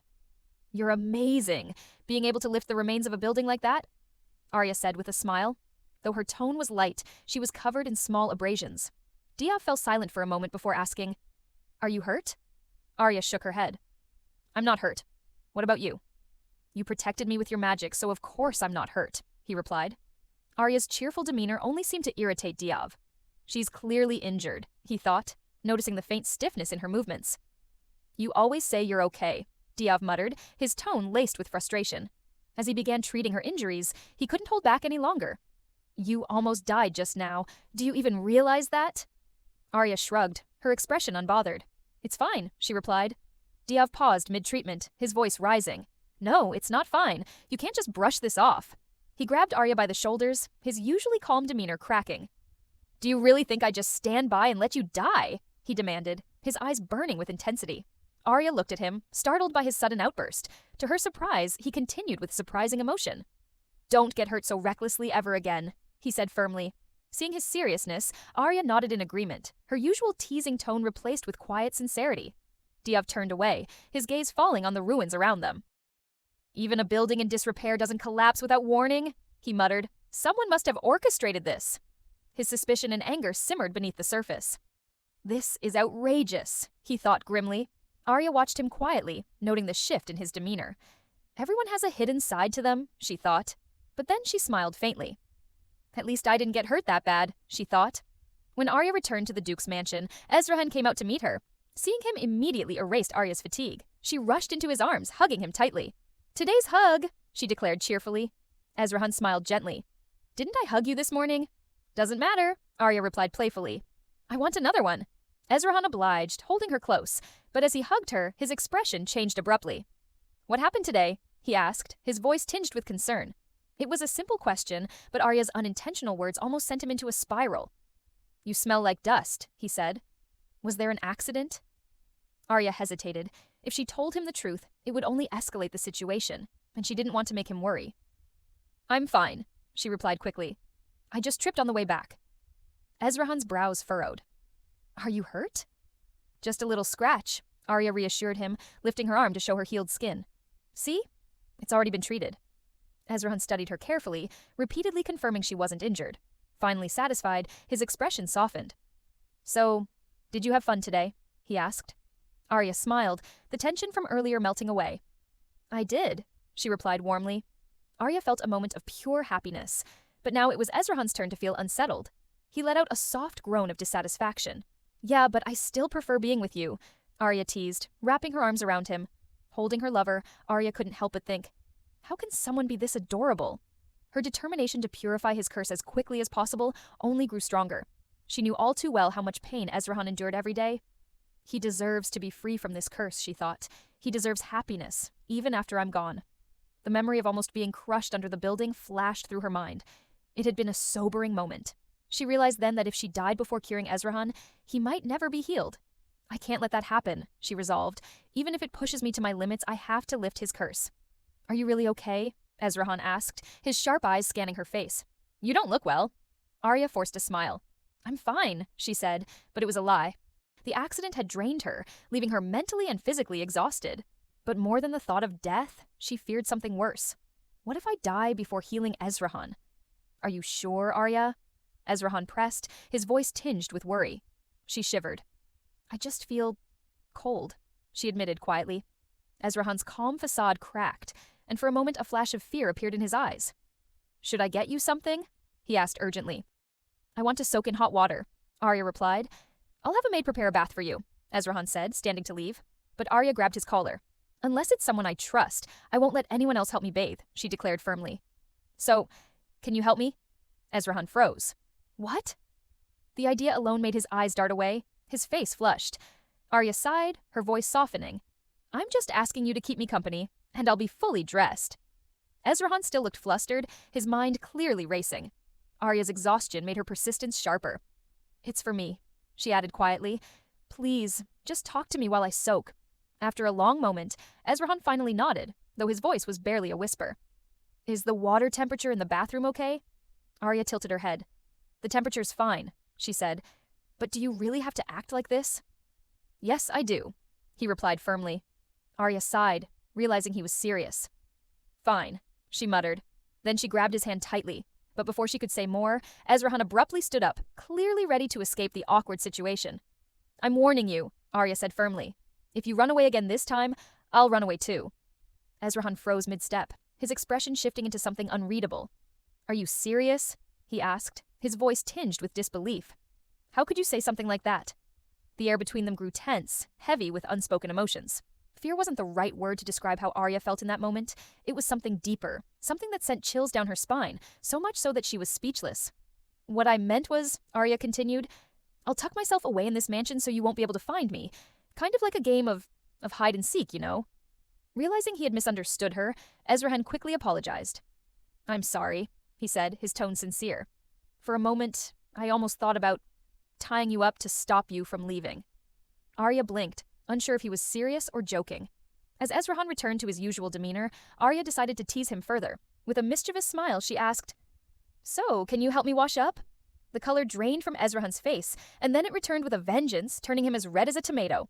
Arya burst into laughter, unable to keep up the pretense. I'm kidding. I just need help washing my hair, she said between giggles. Ezran hesitated, then nodded reluctantly. Fine. I can do that, he muttered, his embarrassment still evident. He washed her hair with care, his movements gentle and precise. But as his hands moved through her hair, he noticed a scar beneath the strands. What's this scar from? He asked softly. Arya's expression remained calm as she explained. When I was a child, my brother pushed me down the stairs. I fell and hit my head. Her voice didn't waver, as if recounting something mundane. But he told everyone I pushed him first, so I was the one reprimanded. Ezran clenched his fists, struggling to suppress his anger. He wanted to destroy whoever had hurt her. If I had known, I'd have broken that guy's hand, he thought darkly. Arya closed her eyes, her voice quieter now as she continued. They used to lock me in a dark room, she said. I'd stare at the door, waiting for it to open. I wanted to shout, but I was too scared. Her lips twisted into a bitter smile. My mom said it was to cultivate my patience, but it felt more like punishment. Ezran's expression darkened further as she laughed at herself. Don't you hate my pink hair? She asked suddenly. Everyone says it's ugly or uncomfortable to look at. Ezran's eyes sharpened, his anger rekindling. Who said that? He demanded. Just tell me and I'll make sure that person never speaks again. Arya Smile, trying to lighten the mood. Answer my question first, she teased. Ezran's face softened. How could I possibly hate it? He said seriously. I think it's beautiful. The honesty in his tone made Arya pause. A mischievous smile danced across her lips. If you don't hate it, that must mean you love it, she teased. Ezran's face turned crimson, but he nodded. Yes, he admitted quietly. It's beautiful. Arya reached for his hand, her eyes sparkling with mischief. Then kiss the place you think is beautiful, she said. Okay. Ezran's eyes widened in shock, and his hands trembled slightly. For a moment he froze, unsure of what to do. But then he slowly lifted her hair and pressed a soft kiss to it. There's nothing bad about you, he murmured. Arya tilted her head, grinning. So, are you going to kiss everything then? Ezran hesitated before replying shyly. Maybe I'll start with the smallest spot. He pulled her into a gentle embrace, his lips brushing against her hair, her forehead, and her cheek, little by little. For the first time, their connection felt pure and undisturbed. It wasn't a kiss fueled by desire, it was simply love. Ezran couldn't find the words to describe the feeling. It was bittersweet, raw, and almost overwhelming. But in that moment, it was everything. What's next after this sweetness? Arya suddenly grabbed Ezran's face, pressing her forehead against his with a playful smile. Well done, she praised. Let's kiss again next time. She invited him for a drink, but instead, he insisted on taking her shopping. Will you help me wear it? Arya teased. The shopkeeper will help you? Ezran replied, looking flustered. Arya pouted and slapped Ezran on the back. Ugh, you're so annoying. Don't you realize I'd rather it be you? She let out a sigh, the weight of her antics starting to feel more burdensome than entertaining. Ezran smirked mischievously. "Are you giving me a massage now?" he joked. Meanwhile, the head of the Shadow Army signaled for help from the corner. Ezran reassured Arya. "I'll be right back," he said. The day should have been perfect. But then, Arya ran into someone she never wanted to see. Her mother. "Arya!" her mother exclaimed. "Where have you been all this time? I've been so worried about you." "Worried about me?" Arya replied bitterly. "Yet, you still have time for luxury massages and high-end shopping." Her mother panicked, trying to explain. "That's just part of my duties as a duchess," Arya interrupted sharply. "In all this time, I haven't seen a single search effort for me. Not one."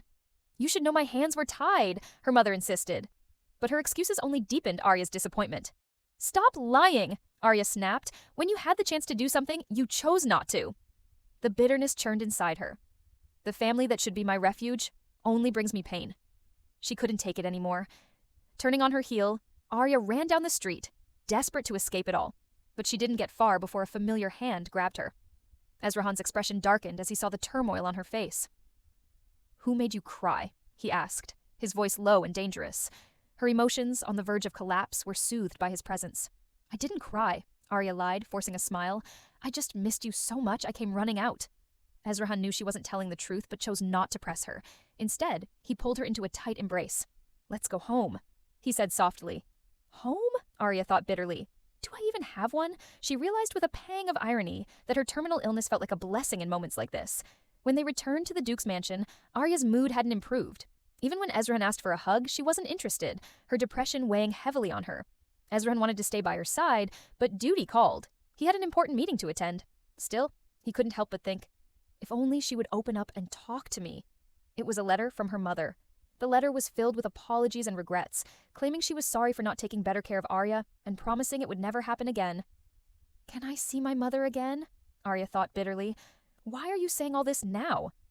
A few days later, Arya arrived at the designated meeting place. Her mother greeted her with a happy expression, placing a plate of food in front of her.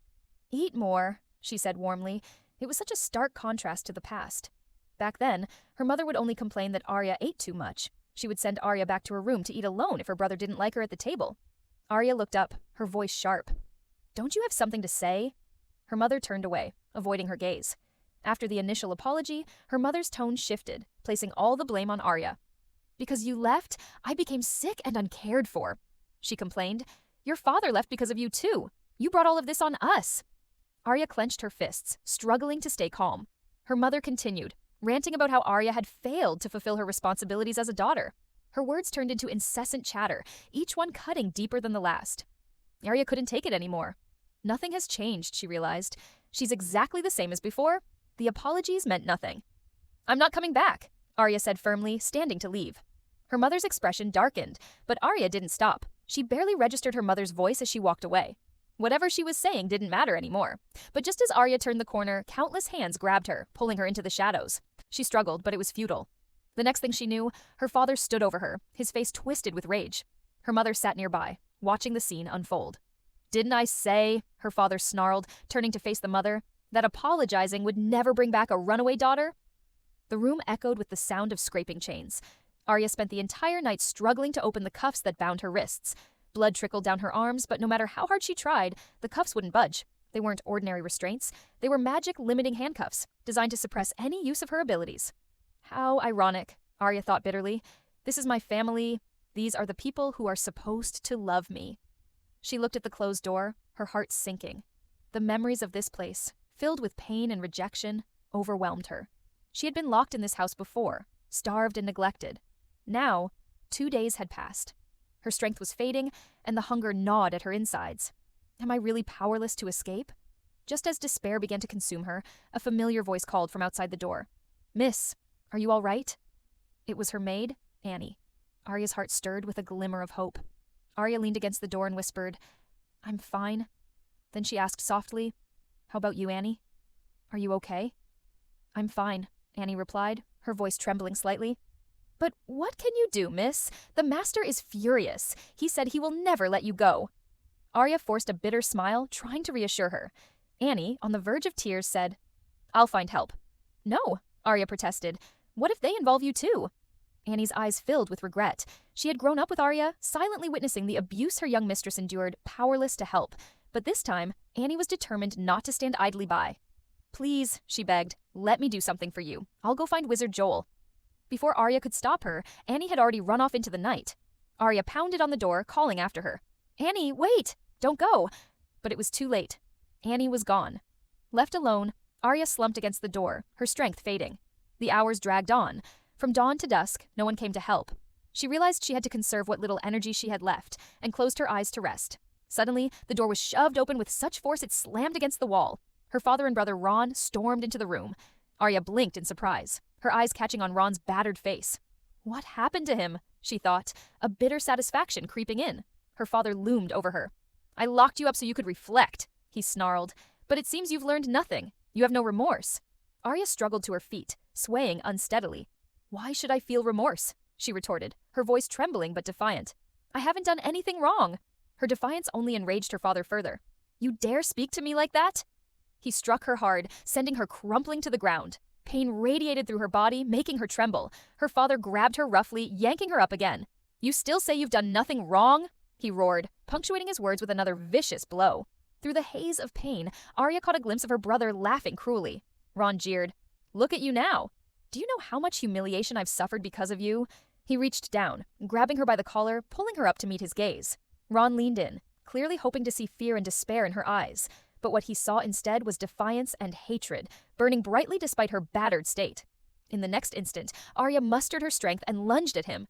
Arya bit down hard on Ron's hand, her teeth sinking into his flesh. The room echoed with Ron's agonized screams. Terrified, he stumbled backward, too scared to approach his sister again. "You lunatic!" he spat, his voice trembling with fear as he clutched his injured hand.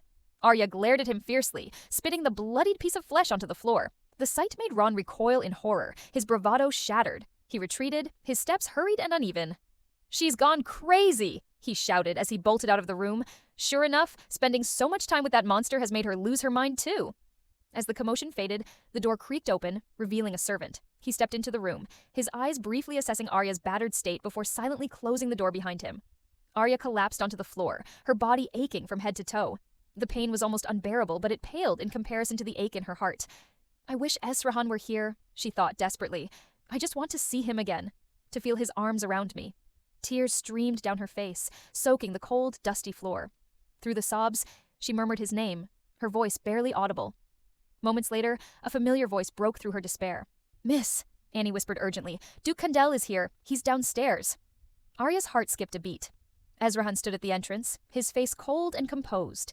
But if one looked closely, they could see the faint shadows under his eyes and the slight disarray of his normally pristine hair, a sign of his rush and worry. Her father, Duke Blanchet, looked at Ezran with his usual arrogance, scoffing at the unannounced intrusion. "Why have you come without sending word? You're being incredibly unreasonable." Ezran ignored him, his piercing gaze fixed ahead as he stepped forward. "I'm here to pick up my lover," he declared coldly. Duke Blanchet feigned confusion, a mocking smile playing on his lips. "I'm afraid I don't understand what you mean." "I said," Ezran repeated, his voice steady and dangerous, "I'm here to take Arya home." The Duke's expression hardened. "Are you trying to kidnap my daughter, Duke Candel?" But his confidence wavered as the air grew heavy with tension. A cold realization began to dawn on him. Ezran wasn't asking for permission. "You'd best let me take her willingly," Ezran said, his tone like steel. "Because I will do whatever it takes to bring her back." Upstairs, Arya, struggling to stand, overheard the conversation. Annie leaned close and whispered, "Master Joel sent a message to Duke Candel. That's why he's here." Arya crawled to the window, pulling the curtains aside. Looking down, she saw Ezran standing tall and resolute, his presence a beacon of hope. "He's really here. He came for me." Determined, Arya grabbed the curtain and wrapped it around her arm for support. Her eyes burned with resolve as she punched the window pane, shattering the glass. Ignoring the sharp shards beneath her feet, she stepped forward without hesitation. "Ezran!" she called out. Ezran turned abruptly, his gaze locked on her. Without hesitation, Arya climbed up onto the balcony and leapt into the air. Ezran dashed forward, panic surging through him. Joel, the wizard, cast a floating spell, slowing Arya's descent just in time. Ezran reached her, arms outstretched, and caught her securely. She was finally back where she belonged, by his side. He gently cradled her face, his fingers brushing against her cheeks. But in an instant, an overwhelming, murderous aura radiated from him. "Who dares to do this to you?" he growled, his voice low and menacing. His fiery gaze turned to Blanchet, who instinctively recoiled, fear etched on his face. The air around Ezran darkened, thick black mist swirling like a storm. It didn't matter to him that they were Arya's family. The only thought raging in his mind was simple and absolute. I will destroy you.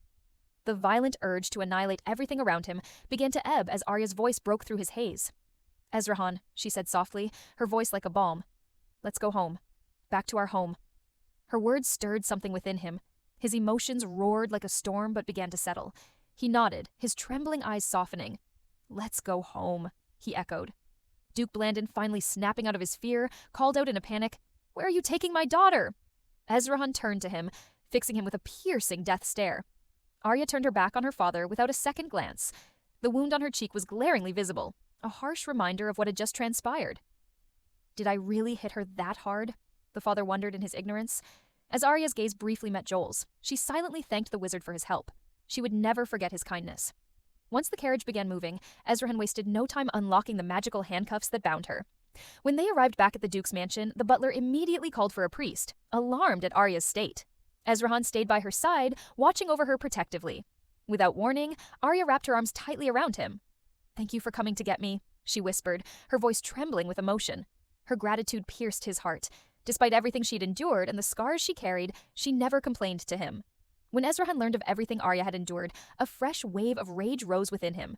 For a moment, he thought about destroying the Blanchet family entirely, erasing every trace of her pain. But as Arya held him close, he buried his face in her hair, overwhelmed by the love and heartache he felt for her. A soft, apologetic voice broke the silence. Sorry, I'm late. Those words warmed Arya's heart instantly. Can I kiss you?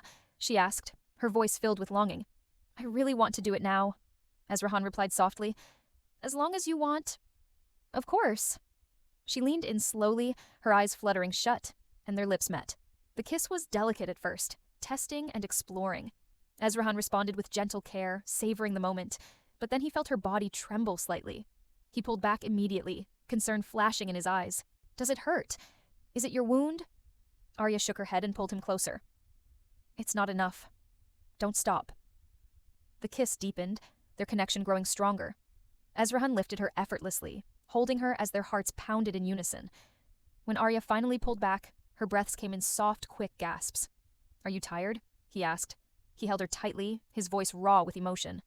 Please, can we continue? No matter how close they were, it wasn't enough for him. He wanted everything. Her thoughts, her feelings, her entire being. He wanted her completely, utterly, and without reservation. Arya gently placed her hands on his face, her eyes meeting his. I like you, she confessed, her voice steady but full of emotion. At that moment, something monumental shifted within her. She realized just how much she loved Ezran, so deeply that even knowing the risks and the inevitable pain, she couldn't stop herself from falling for him. Ezran's voice softened as he whispered back, I like you too. He thought of her constantly, yearning for her with every fiber of his being. For the first time in his life, he looked forward to the sunrise, eagerly anticipating each new day. Every moment they spent together felt like a precious gift. Her words lifted him to the heavens, but seeing her hurt tore his heart to shreds. No words could ever capture the depth of his emotions. In his heart, he made a silent vow. Arya, I will love you with my entire life. But just as Ezran leaned in closer, he hesitated, his body rigid with tension. Not now, he said, his voice trembling. No matter how much he tried, nothing seemed enough to express the storm of feelings inside him. The moment was abruptly interrupted as the butler burst into the room. Miss, Diav has arrived. The air seemed to freeze as tension filled the room. Diav's expression was unreadable, but his simmering anger was palpable. Who did this to you? He asked. Her silence left him feeling helpless. I told you not to get hurt so easily. It seems you didn't care at all. His eyes narrowed as he noticed her wrist, swollen and conspicuously missing the bracelet he had given her. Arya guiltily hid her hand. I didn't want it to get damaged. It's too beautiful, she admitted, lowering her gaze. His mood darkened further. Anger simmered beneath the surface, but it wasn't just frustration, it was worry, a protective instinct he couldn't suppress. He pulled her closer gently but firmly, breaking his usual restraint.